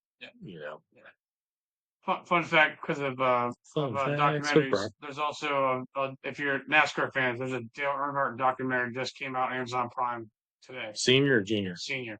Oh wow. Yeah, we all know that one is. Whoa. Too soon. Whoa. 20 years ago. Whoa. It doesn't matter. It doesn't matter. Whoa. All right. So Brock, LeBron, Halliburton, Cam. Cam's up there now. I'm like, whoa. It's LeBron, cement walls. Yeah. Tyrese Halliburton. Yeah, that helicopters. Yeah, that's all up there. Yeah. But you said it, I'm there. Yeah. Oh man. All right. So Cam, mailbag. Oh, hold on. Oh wait, no. There's one Speaking more of mailbag. Okay, the Tush push. Yes, Tush push. It lives to see another year. It lives to see another Actually, honestly, I think it's good for now because they're not going to redo this whole fucking ordeal again. They will. It's every fucking off season. They're just going to reword the whole thing. They're going to do it again next year. If they ban the Tush push, reword it, Bully shove, and then there you go. They're doing the same exact thing next year. It's going to keep happening. It's going to happen.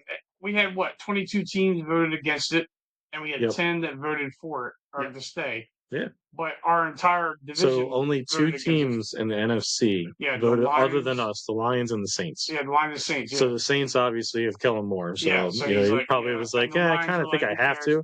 But, hey, kudos to the Lions because they could have easily voted. The Ravens voted for it to stay. A lot of AFC teams. It was. How about that? The fucking Bills voted against it. I'm like, they run that garbage with Josh Allen all the time. Well, they don't push him. But he's 6'7". He should be able to fucking just reach over. They don't push him. Yeah, he does it by himself. He should be able to do it. So they just don't do it correctly. That's Sean McDermott being dumb. Yeah. But the teams that voted not to ban it are obviously Eagles, Ravens, Browns, Lions, Jags, Jets, Saints, Pats, Dolphins, Titans. Yeah. A lot of AFC. Shout out you guys, dude. Yeah. So what I would do as an Eagles team is all those teams, every one of them in the NFC East, obviously. So I don't blame them there, but every one of those teams, just nothing but tush push. Well, and I said it. Fucking push those tushes, baby. We talked about it. We talked about it amongst ourselves. Like, because I was at that Commanders game where Luvu was jumping and they literally almost gave it to us. I sat there in my seat, was just like, Jesus Christ, you can get a half yard another way. Like, you could just do it. You have Saquon, you have Jalen, they're going to give it to us. No, I know. I mean, but it's like, it's just, and this comes down to where, like, they talk about Jalen, how many rushing touchdowns he has. I'm like, well, how many does he have without the tush push? Like, like, it's all. Yeah, it also takes away from Saquon. Right, exactly. Saquon runs, 90 yards down the field, and then Jalen goes, all right, I'm going to push myself in for 1 yard. So it's a little bit. I would have been okay if the play was gone. I would have been okay with that because, like, if you have that offensive line that we have, you should be able to get 1 yard. Like, you don't need a tush push to get 1 yard. I mean, there's times that we're stopped with it too. It's not 100%, but it's the percentage is so high that they do it in situations that typically you wouldn't go for it. When you're in your own 30 and they're going for it because they know that they're that confident that they're going to be able to get the yardage, then it's like, okay, you take that play away. Now your strategy comes into play a little bit more. Yeah. So Jake Elliott last year wasn't necessarily really good, especially when it came to field goals. So it got to the point where, when we're in, 45 to 50 yard line and they're down to that, 3rd and 1, 4th and 1, and they're running the play as opposed to kicking the field goal because they just don't trust their kicker at this point. It's like there's some strategy there where having that as a play that you can utilize, I think Sirianni then took full advantage of it. My biggest thing with Jake, because I love Jake Elliott. Like, if you're gonna tell him that you're not gonna use him, a little bit of confidence goes away. You know what I mean? Like, even though he knows he can make the field goal, but then you're in range to just go, hey, sit down. We're gonna do a tush push. It's like, he should also know that he was pretty bad last year. He was, but he wasn't at the same time. Like, it was just not as good as it was. But he was bad when it was meaningless. But then in the postseason, he was the highest scoring kicker ever. When it in the regular season, I'm like, why is this guy? He can't make anything over 50 yards. 55 points in one game. Yeah, so it's kind of hard for the kicker to kill you. The most points as a kicker. I understand, but I'm saying we scored 55. Right. There's not many teams in postseason are scoring 55. I know. Yeah. But I love Jake. No, I like him. I respect the shit out of Jake Elliott. Big Jake Elliott. Well, we can all be real. He did not have a great year last year. History. He has to be. He is. He has more 50-yarders than Akers. He has more points. I mean, it's him or Akers. The only conversation. Yes, so it's Jake. Yes. Jake T. It's Jake. He just all right. By far he agreed with me. David Akers on the hate list. I don't hate David Akers. No, I already said it. He's on the list. Brian's taking offense. Jake's better. Yeah. Jake's the greatest kicker of Eagles all time. Let's see how many 50-yarders he misses this year. Hey, if the offense doesn't put him in that situation, then that's a kick. I know, because thankfully they have the tush push. Right. Thankfully they have the tush push. But no, I mean, honestly, I'm just glad that it's finally done with because they extended this conversation. Yeah, it was supposed to be. It's so tiresome. It's really, So the other thing to point out, and you brought up the Packers, and it's, I'm not sure if people know, but, basically if the NFL, Goodell and, the NFL actually wants things to be done, they're going to persuade teams to come out and say, hey, put this forward. So, for instance, they went to the Lions and said, hey, we would like you guys to put this forward of reseeding playoffs. So they did, and they didn't really believe in it, but they wanted a team to kind of back it. Yeah. So I think the coward Goodell Thank God they're not doing that. chose the Packers because if you think about it, Packers not having a sole owner, they don't necessarily have a base that people can be like. The fans so it's the fans. So they're like, hey, we'll have the Packers push this.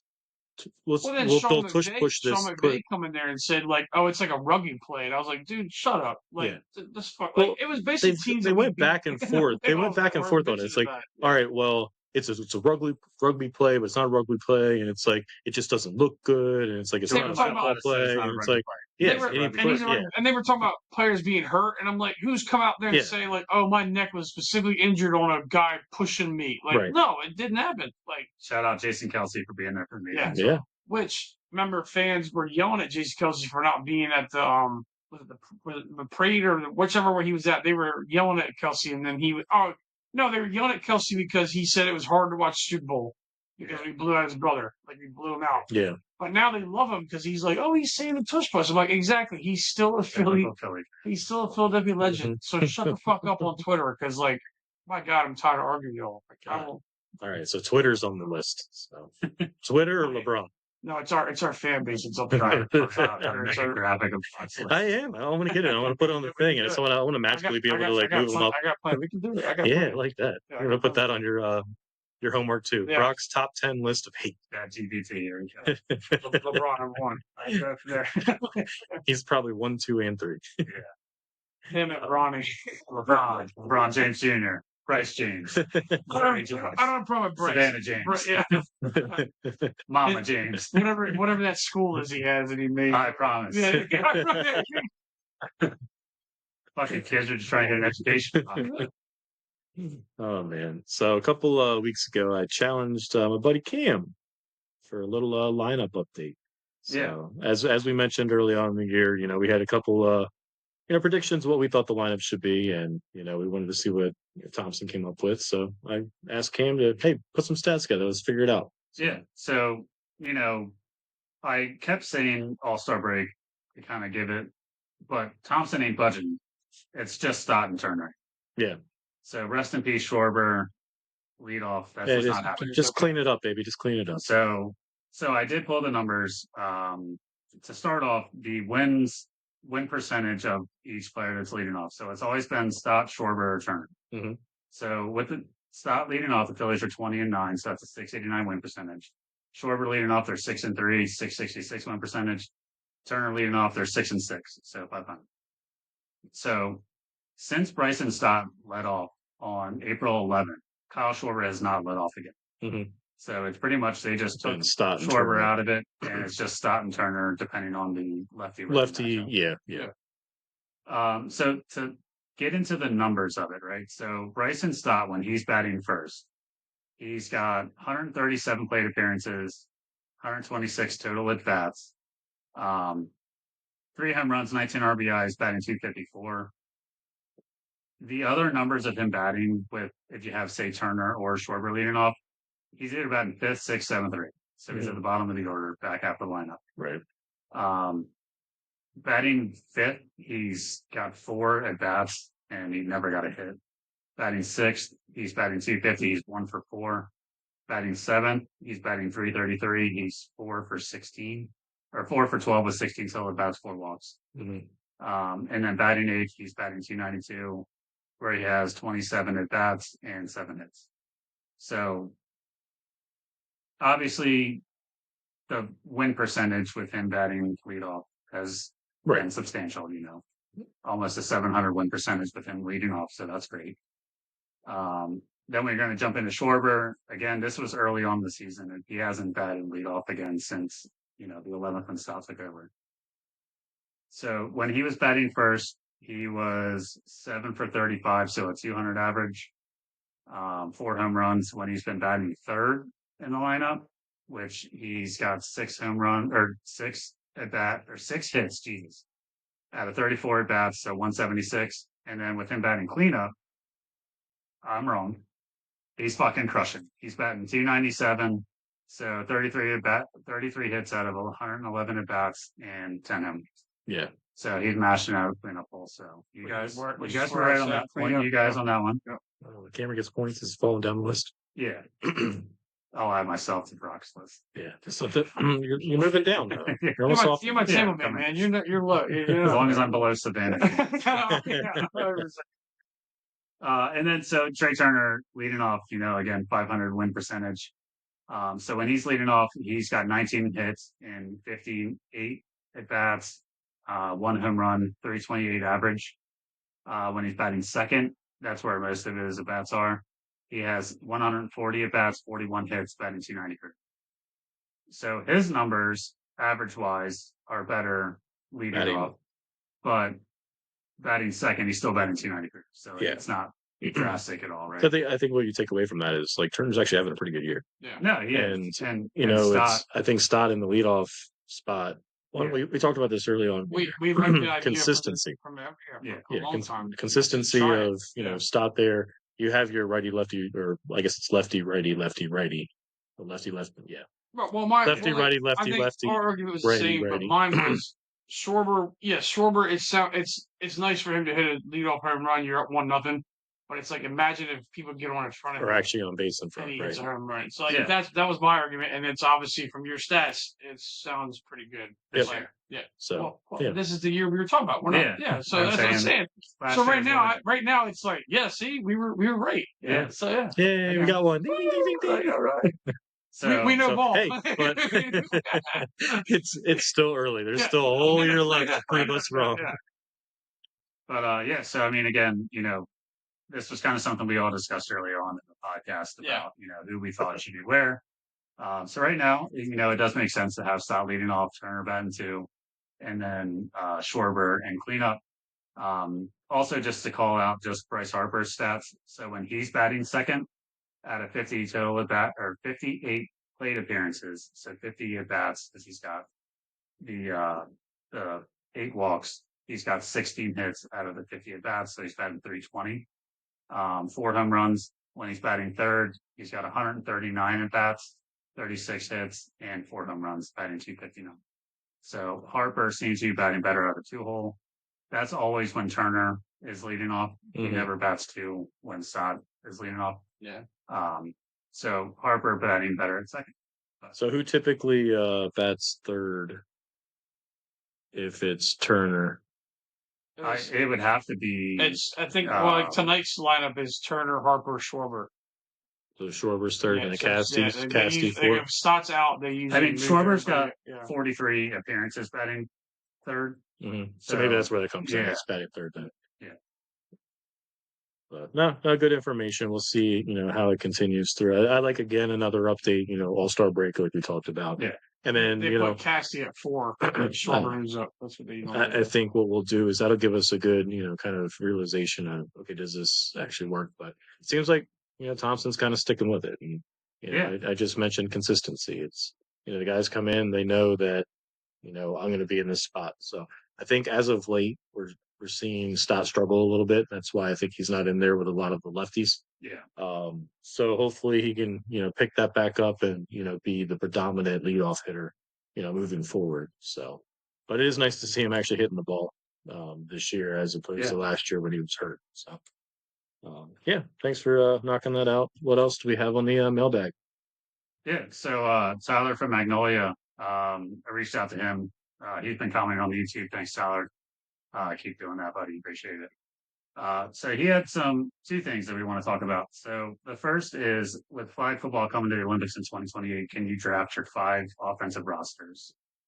So before the podcast, we did a wheel. Brock's going to be the number 1 pick. I'm going to be 2. Brian's going to be 3. We're going to do this snake draft format. Live snake draft. And we're basically, the positions that we're going to draft is we're going to draft quarterback, running back, wide receiver, and tight end. Yep. So we're going to build just our the position players. 5 offensive teams. So we realize flag football, you have to say the center. Yeah. Some other players, and then obviously the defense. So we're just going to focus on the offensive, skill players. Yeah, it's just making we're going to. Because it's also far off, so we're just going off right now. So we're going to do as of 2025 season. Yes, we're basically looking at it, not 2028, but this upcoming year, what our team right now. Yeah. For offense. Yeah. All right. So Brock, you're my first pick. Obviously, is Saquon. I mean, that's Saquon number 1. That's easy. Saquon. That's easy. Yeah. Nice. Yeah, got to. Yeah. All right. Number 2, I'm going to go Lamar Jackson as quarterback. Lamar Jackson. All right. I'm going to go with Jamar Chase and Justin Jefferson. I'm just going to knock out the receivers right there. You get there. both of them? That's disgusting. Yeah, that's all right. So Brian's locked down 2 receivers with Chase and Jefferson back to us. I think I'm going to run Bijan Robinson and running back. Yep. Well, I'm going to run Tyreek Hill. Okay. Yeah. Oh, and then I get another one, don't I? Oh, shit. And then I'll go CeeDee Lamb for both my receivers. There you go. All right. Yeah. So there you go. Now I can wait for wide receivers, so I'm going to probably just grab a tight end at this point. That's smart. Maybe Brock Bowers. Brock Bowers, yeah, young kid. All right, quarterback, just because he just reminds me of a flag football player. Let's go Mahomey. And then give me Jahmyr Gibbs.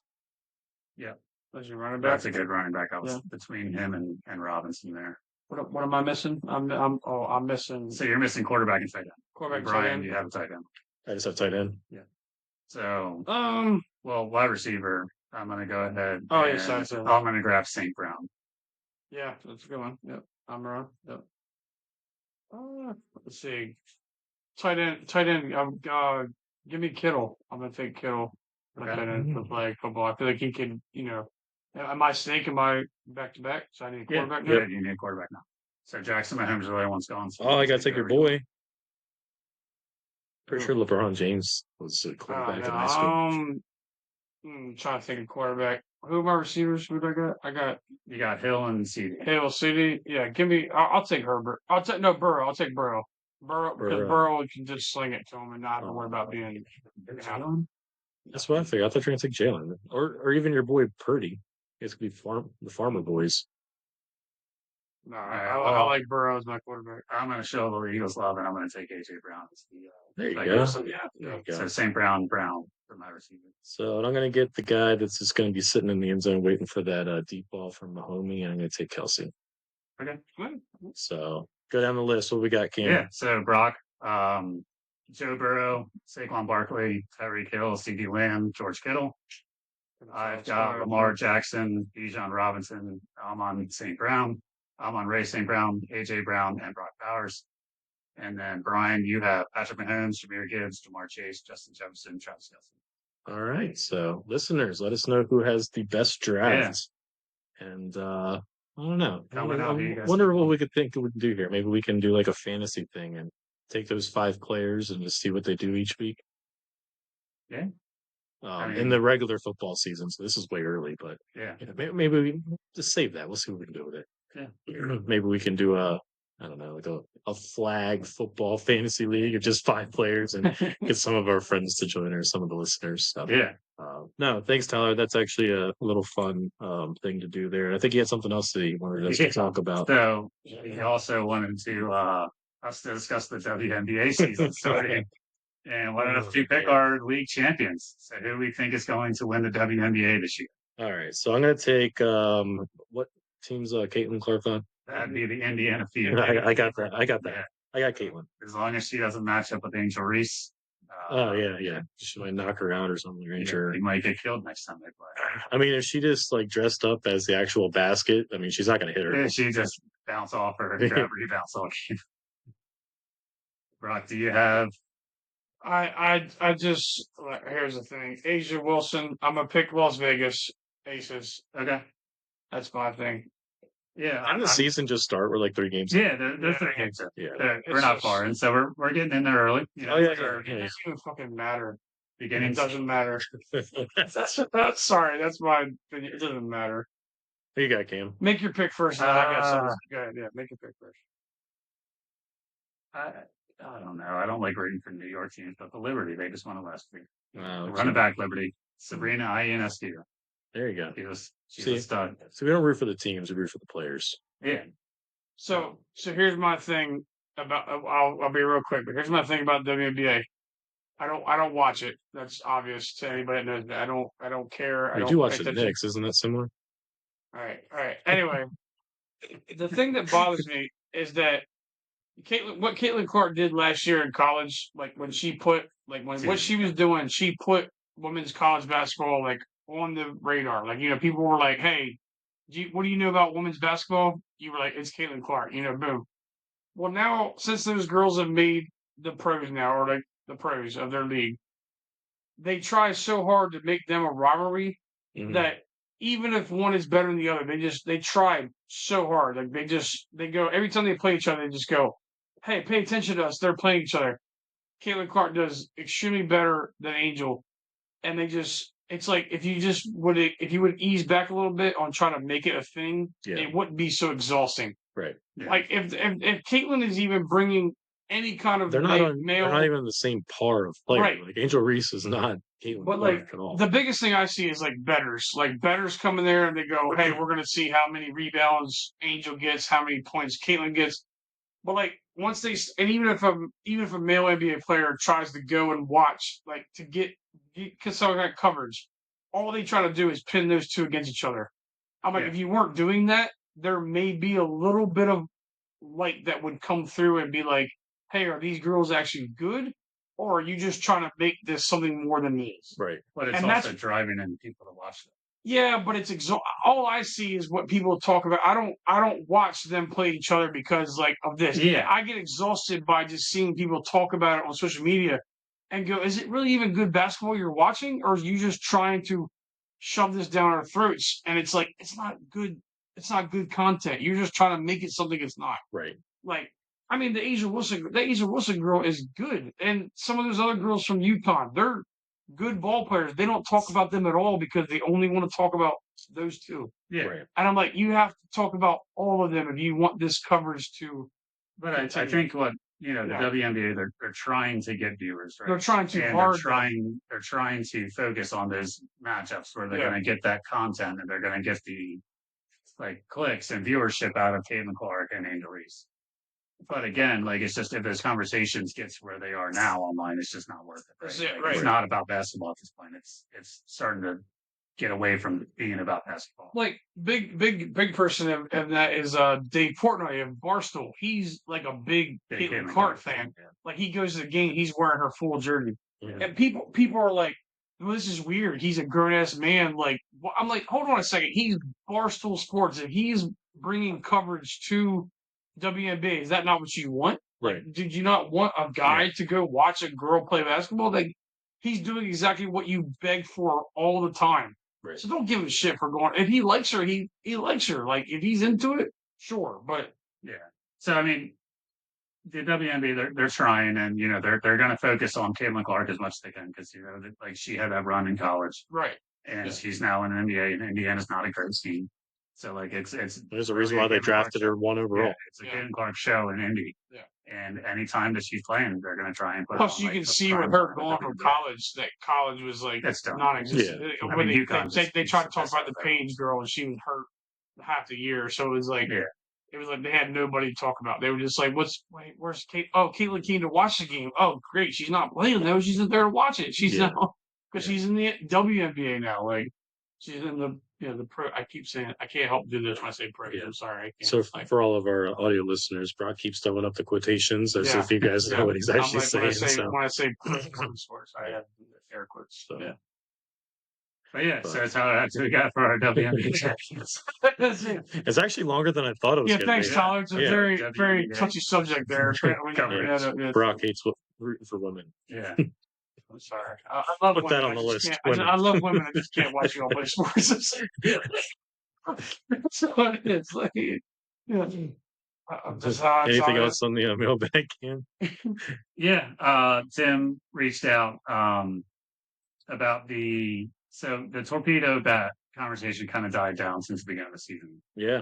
But Matt Strom had kind of had some comments about it early on in the season, kind of talking about like, hey, if batters can pretty much just manipulate their bat however they want, why can't we even have the ability to use the same tools they use to be able to throw a pitch, right? Like, batters have pine tar, they have their batting grip, they have all this stuff that they can use. The pitchers are just getting shafted by the MLB because all they want to do is force offense. Mm-hmm. So they want to make the pitchers the worst they can be.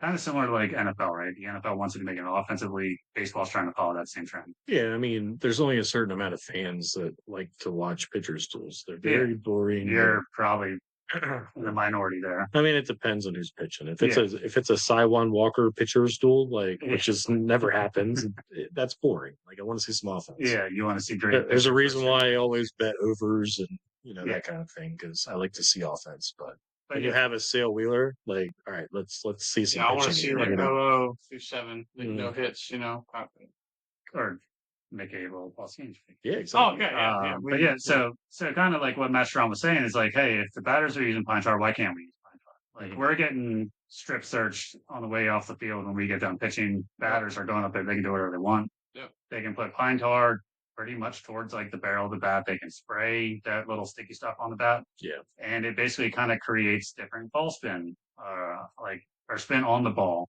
So like they can get backspin off it through the ball carries further, stuff like that. So Matt Strom's a little bit out there when it comes to it. He's almost kind of like on the Trevor Bauer scale of like how he thinks so in depth about pitching. Love Matt Strom. Keep doing your job, bud. Don't. Yeah, I don't know if I necessarily agree with him. I mean, they can only put that stuff up to a certain but I think point on the bat. But they're not getting checked on. Like the bats aren't being checked. I mean, if people call them out, but like I mean, like they. There's a little sportsmanship, gamesmanship there. I mean, they're literally walking between commercial break, having to go and check their hands, gloves, everything. I definitely think personally that the pitchers are a complete disadvantage compared to the hitters in this point.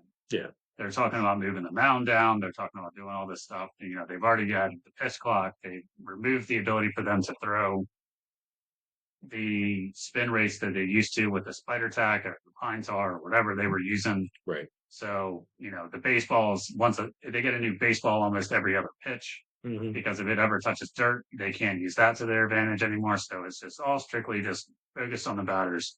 So it is what it is, right? But that's what puts people in the seats is offense. They aren't going to go sit there and watch a 1-0 game. Well, and the funny thing was, I think I heard Cole Hamels earlier this week was talking about kind of, what you just mentioned of like scuffs on baseballs. And he was saying that, sometimes if he had a scuff on the baseball, he's like, oh, I like this because it gives him something that he actually can get some grip on. And, he was saying like it also changes the trajectory of the ball. So like he could just throw the pitch and like that little scuff on it is going to make it do particular things. Right. So he was saying like, I actually enjoy having those scuffs on the ball. Whereas now you see it every freaking time the ball goes in the dirt, they throw it away. Yep. And it's like, well, maybe they sell that ball. Right. Yeah, exactly. So I think I got a Hellickson ball right behind you that is game used or something. Nothing like a $50 mystery bag getting a Jeremy Hellickson ball. There you go. But no, I mean, like Greg Maddux, I think was one of the big proponents of that. Like, he wanted the same ball. Like it never got in play. He wanted that so he can use it for his advantage. Right. And I think that's just it's died off. And nowadays the pitchers, they don't have that choice. It's just ball touches dirt, it's gone. Well, I think it's the pitchers want a new ball. I don't think it's the umpires and them just getting rid of it. I think the pitchers want a new ball. Because they have the ability to get the ball back. I think it's just they just throw it off, or maybe the catcher throws it off. I don't know. Yeah. But you just don't see it much anymore. Yeah. Could be wrong there. Maybe if it does hit the dirt, like I just imagine like a ground ball. The ground ball to short, they throw a guy out, go around the horn, get back to the pitcher. Do they throw that same ball or do they throw it off to the dugout? They do it in football a lot too. They change that ball almost every play. Brady does it all. Brady used to do it all the time. So put a little needle in there. That's how he got caught. Yep. So. But So thanks Tyler and Tim for suggesting things to talk about today. Yeah, I mean, like I said, the whole Strom thing, I get it. It's just pitchers trying to stick up for his own, but I don't necessarily agree. I don't think the torpedo bats, as he was talking about. I mean, that conversation died down. It did. Right? It was pretty much because the Yankees had 28 home runs the first 5 games. They were like, "What's going on with these bats?" Yep. Maybe it's the stadium. Oh yeah. Oh, the unicorn home run they call them. Yeah. Yep. So, Brock, anything on Twitter? Oh, Saquon talking about. So if you listen to the Exciting Mike's podcast, Exciting Mike's. Yeah, competing podcasts. God, yeah, everybody. Well, I mean, they give anybody a podcast. Right, yeah. But no, Saquon said that if you look back at our season, minus the 2-2 start, he believes that we are one of the top 5 teams of all time to win. I mean, if you take the 2-2 start out of it, like he did say that. He said if you take the 2-2 start out of it, and then the one game we lost to the Commanders where Jalen. So it was all the wins. It was all the wins.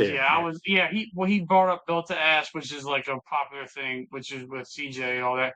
But I hear what he's saying. Like I know there's a lot of games where we were up, like especially because of him. Like he would run that one. I don't think we're top 5 all the time though. No, I honestly think our 2017 team was better. We were blowing the the doors off people that year. I mean, I get what he's saying because obviously in New York you're pretty abysmal for your entire career. This year makes you feel like you're like I just had to. I don't think we didn't have the blowouts this year like we did. Like 2017, we were blowing out. It's a solid argument. Yeah, it's a solid argument, but I don't think best of all time though. I don't think. I mean, best of all time if we. The Patriots team that almost went undefeated in the regular season and lost to the Giants was probably the best team. That did go the Dolphins team. Yeah, right. I mean, we can go 85 Bears. There's 3 right there. That's better than. But if we were to face the 85 Bears in 1985, do we win? Probably. Well, yeah, because athletes are built differently than they were in 1985. Oh, I know. No, it's. But you got to take that in consideration of who they're playing. It's a big topic of recency bias. It's the same way with the GOAT debates, all that stuff. It's like, well, you played these guys, I played these guys.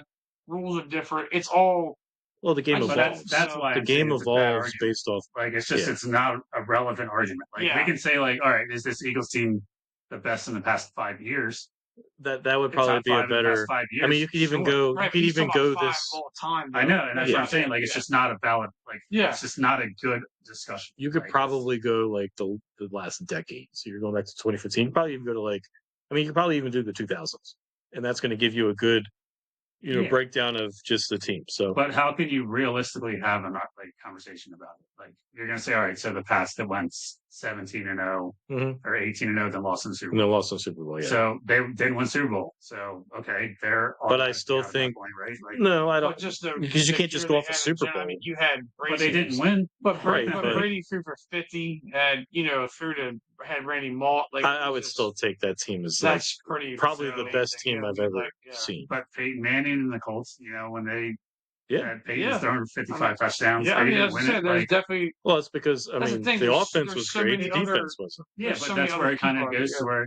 What are you basing it on, right? Like, are you talking about record-wise, like win-loss? I mean, you could look at stats, or are you talking about the statistical numbers that they put over the team? That's where it gets in. It's just not a great. It's just not a great take. With Saquon going on that podcast though and saying it opens it up for debate across the entire internet. Like they're just like, all right, Saquon, like calm down. You're not the great, they're not. But it opens it up. It's like to this debate. There's so many teams that have had. But like I said, recency bias for Saquon is I came to the Eagles for 1 year and bam, we went 14 and this. He ran for 2,000 yards. 2,000 yards. So it's easy for him to be like, yeah, this is fucking fantastic. Like, yeah, this is great. We are probably one of the best spots. But it's you just don't know. I mean, it would be good research. Yeah. Oh yeah. It's kind of figure it out. Yeah. It was just where he. Just wait, mailbag. It was just where he threw it out there. It's like he was like, "Hey, I'm just going off, this feeling that we feel like we were the top 5, Yeah. But, and I mean, you can don't know if I necessarily agree. No, I don't agree either. Yeah. It's such a weird take to have. Yeah, it just. I don't like the way that he said. I hate the whole off season because they go on these podcasts now, like so much of them, and they just say something, and then. The whole offseason is just like, hey, remember what that guy said? I'm like, yeah, we know what he said. I don't care what he said in the offseason. Just do it in the regular season where it matters. But they'll ride that coattails of that talk the whole time. Yeah. Well, it's a hot take. So. Yeah, I mean, but hey, good for the exciting whites. The exciting whites. They were like, yo, we need some hot stuff here. Look us up with some takes that people are gonna. Give us some shit on. If only we had a Saquon on our pod. Yeah, I know, man. Give us some content for our mailbag, bud. There was one other thing I did add. So they obviously Acuna made his debut tonight, and I commented on here and I said Phillies at 5. Like it doesn't matter if he's coming back. I'm like, we're still gonna beat you all in the playoffs.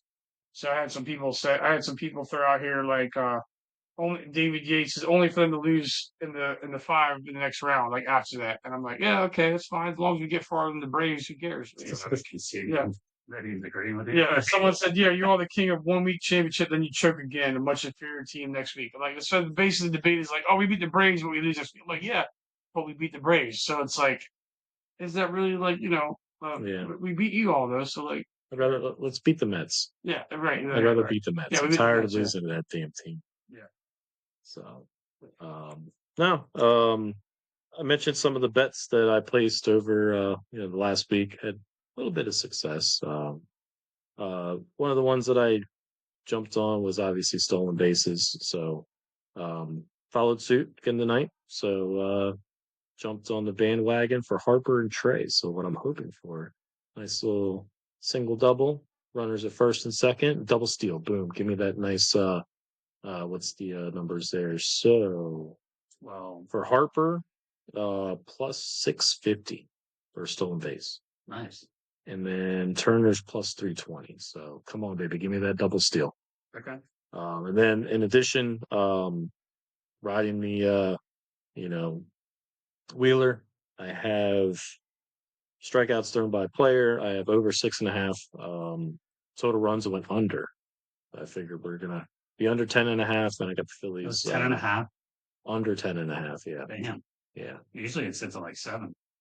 Well, I with a Wheeler. I would say like, Jesus, that's a lot for like a Wheeler start. And then I got what I was worried about was those actually scoring runs and given the bullpen coming in 2 innings and Hernandez giving up 2 or 3. It's got to be a joke. Fingers crossed, yeah. But and then I have the Phillies run line as -1, so that's plus 280. So we'll see if that one can hit for me. And then I put a little bet in on your boys here, Brock. Got Josh Hart as a double. So hopefully you can do that for me. I got Hart over 12.5. I don't think he's doing that. And I got the Knicks -4. So I think that's going to screw me. That's plus 358. I got a profit boost on that. But I think you can. Hart has 4 points. 4? Okay. Kiss that one goodbye. Fuck these Knicks. Whoever bets in this DNS team. It's Brunson's trying. He just made 2 threes. Hey, 17-point comeback. Hey, there you go. It's only a 3-point game right now, but they're losing. So maybe, sorry. Maybe if Brunson passed the fucking ball. Sorry, everybody. I'm kind of. I'm not talking about it, but I'm looking. My eyes are. So currently, we're gonna paint the scene here. I don't bet. So betting is there. We're gonna paint the scene. Brock's over here sweating bullets because his Knicks are down 5. If they go down 2-0, just fuck it. It's done. Yeah, I don't talk about Dunzo. Yep. I missed it when I didn't have a team. Like I just was like, I had a nice little period there after Bryant passed that I was just like, I don't have a team anymore. Fuck it. Now I do, and it's stressful. Welcome to the disappointment of basketball. I like the time where I just watch basketball to watch it, and now I'm like, fuck. Now I'm into it again. I'm like, damn it. Yeah. You got any bets that you placed? No, I haven't done. Took a week off. Yeah. Oh, look at you. Trying to be responsible. Oh, there you go. One of these days, I should have jumped in on the overs on the Rockies, but I seems always the one I would have took the overs on would have been Game 4 when it was 2-0. Yeah, so I always seem to jinx the Phillies, so I just kind of staying away. When it worked out, this point, yeah, I'll get back into it. Yeah. There you go. I'm about done betting on the fucking Knicks. That's what I'm. So how about? I'm not suggesting you do it. I'm just saying, like. Last time I listened to you about bets, it was on NASCAR. I don't think anything can fucking hit on that bad boy. You both listened to me. That was bad. Yeah, I mean, honestly, that was actually a fun bet because it was like which manufacturer is going to win? Yeah, it was like Ford, Chevy. Ford, go for it. Yeah, you're like, Ford might do it. Yeah, sure. And I don't know. I don't know what ended up winning, but I know I went big on who the hell did I go with? Brock. Logano. Yeah. That week. Logano? Logano. Yeah, it was a wild. It was Logano. Yeah. My God, so stupid. God. It's like betting on his next one. You might as well bet WNBA. Sorry. I just did it. We were talking about this. We were talking about this before because he's over here yelling at the screen. I'm like, hey, we're recording. I just did it. I'm sorry. I'm sorry, Chad. That's all right. Sorry. So, all right. So, fantasy updates. I'm playing Kevin this week. Currently, elite listener Kevin. Missed you this week, bud. Is his team elite? Huh? I don't know. I beat him. Right now, currently, I'm up 7-1. He's in fifth. He's better than me. So this is one of the matchups right here that's going to turn my season around. I'm gonna There you go. What are you paying attention to your lineup? See what happens when I actually put my players in, dude. So going into the weekend, I'm just going to blow this whole thing out of the water just because we're going to talk about it. I have a 1.9 ERA. Damn. Through 37 innings. Oh, how many Phillies do I have? Do you have Wheeler, Luzardo, Ranger? No, I have Wheeler. I have Sanchez, Luzardo. Yep. No, you don't have Ranger though, right? Not on Ranger now. Yeah, well, that makes sense. You had half your rotations going against 3 of them went against the Rockies, so yeah. Not good work. No, yeah, so I'm up 7-1. I'm sure Kevin will come back. It'll be like a nice 4 or 5 loss, but feels good right now. Yeah. Suck it, Kev. Mr. Mailbag question, Kev. Yeah. So my matchup, I'm going against Brandon. Going into us recording, I was down 3-6, and now I'm up 5-4. So not sure if I think I have a couple pitchers going today. That's might have what changed, but yeah, it's pretty tight in a lot of categories. So we'll see how it ends up. But I'm not very confident. The team ain't that great. Damn, my boys hit 4 home runs today. Oh boy. Devers hit 2. Cruz hit 2. I was wondering how he jumped him. Well, one of his grand slam, he hit a grand slam off a position pitcher in the 8th inning. Devers? Oh yeah, 8 RBIs. Yeah, he went. So yeah, you can think the other game got postponed, so he would have 2 games there. Yeah, he could have hit like 25 home runs against you this week. Bregman got hit. 4 for 6. Bregman got hurt. Bregman got hurt today. Running around first base. Speaking of Bregman, I don't want to go back to baseball talk, but he's a free agent next year, right? Mm-hmm. And Kyle Tucker is also. Mm-hmm. What do you guys think about Tucker? Is that what I said? Yeah, Tucker. Tucker. Dumb shot. That's too fucking early. Sorry. Oh my god. So sorry. You're saying Tucker versus Bregman? I'm talking about just Tucker. What do you think about trying to bring him on? The Cubs if the Cubs don't resign him, they're dumb. Yeah, they. Well, what do you think about the Phillies going after the last 2 years? He was on the talks. The Cubs let him get the free. Right, but if he does, that's another $350 million contract. Well, we got one coming up. Well, we got Schwarber money. We got Schwarber and JT coming off. So, what do you think, Schwarber, Tucker? I think you would take JT and Tucker. JT and Tucker over Schwarber, Tucker, or over Schwarber, JT? I'm saying that we're gonna have to. We can't sign both Schwarber and JT. Schwarber's gonna be $100 million easily. Yeah, it'd be less years. Yeah, because of DH. But Tucker's younger. He plays the outfield. You have Casty coming up the year after too. Yeah. So my thing is what I'm saying is that we can't sign Schwarber, Tucker, and JT. No, 100%. That's why I was saying pay Schwarber $30 million and Tucker $40 million. No, when I was saying Schwarber, Tucker, is it Schwarber or Tucker? Which one would you go with? God. I would take Kyle Tucker. I would too, because he's younger. He plays the outfield. He opens up the DH spot. Exactly. He's not gonna give you the same home run production as Schwarber probably.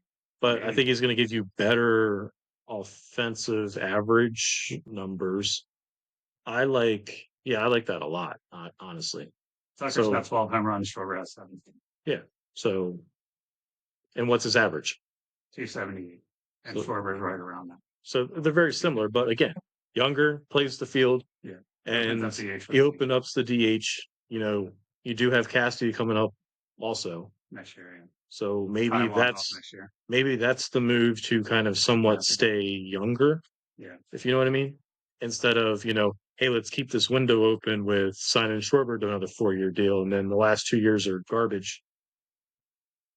Yeah. I saw that the other day of free agency, and I was like, wow, that's actually pretty interesting. So figured I'd bring it up. I know we were talking about fantasy, but as you guys talked about Bregman and real quick, here's my fantasy. So I'm playing Kenny, line drive Kenny. Right now, the categories he's beating me 6-4 right now. That's so we'll see. I got Taylor Ward hit a home run, Cal Riley hit a home run. So I got my big dumper. Kenny's down in the bottom. Bregman being hurt, so I'm kind of hurt on that. He might be. They say Blood Day, who was on my team, just got dropped to AAA. So obviously, Trout's still hurt. So that's but I'm 4th place, so I'm not Good, beat him up, Kenny. Bro. I'm in 5th. And then because we're live during it, you're not fifth. You came here in third. fucking trash at Knicks just lost. So because I'm we're live during it. So Cam's third. Yeah. Brock's fourth. Kev's 5. and I'm in the 9 spot. Hopefully a big win this week. Get myself up into playoff contention. Check that lineup in the morning. That's all they do. Yeah, right. Starters have. Hey, all I need is Devers to drop like 2 home runs in a day. So, and because we're live, the fucking Knicks. Oh yeah, if any of our Knicks followers, Pacers in 6. Oh no, it's Pacers in 5. I got Pacers in 4, baby. Pacers in 5. Well, they might win one game. So yeah, no, that covers basically everything we had today. Appreciate everybody listening. As always, please like, subscribe, follow, send us mailbag information. Brock, stay on the lookout for anything notable on Twitter. And yeah, I'm sure until next week. Cheers. Peace.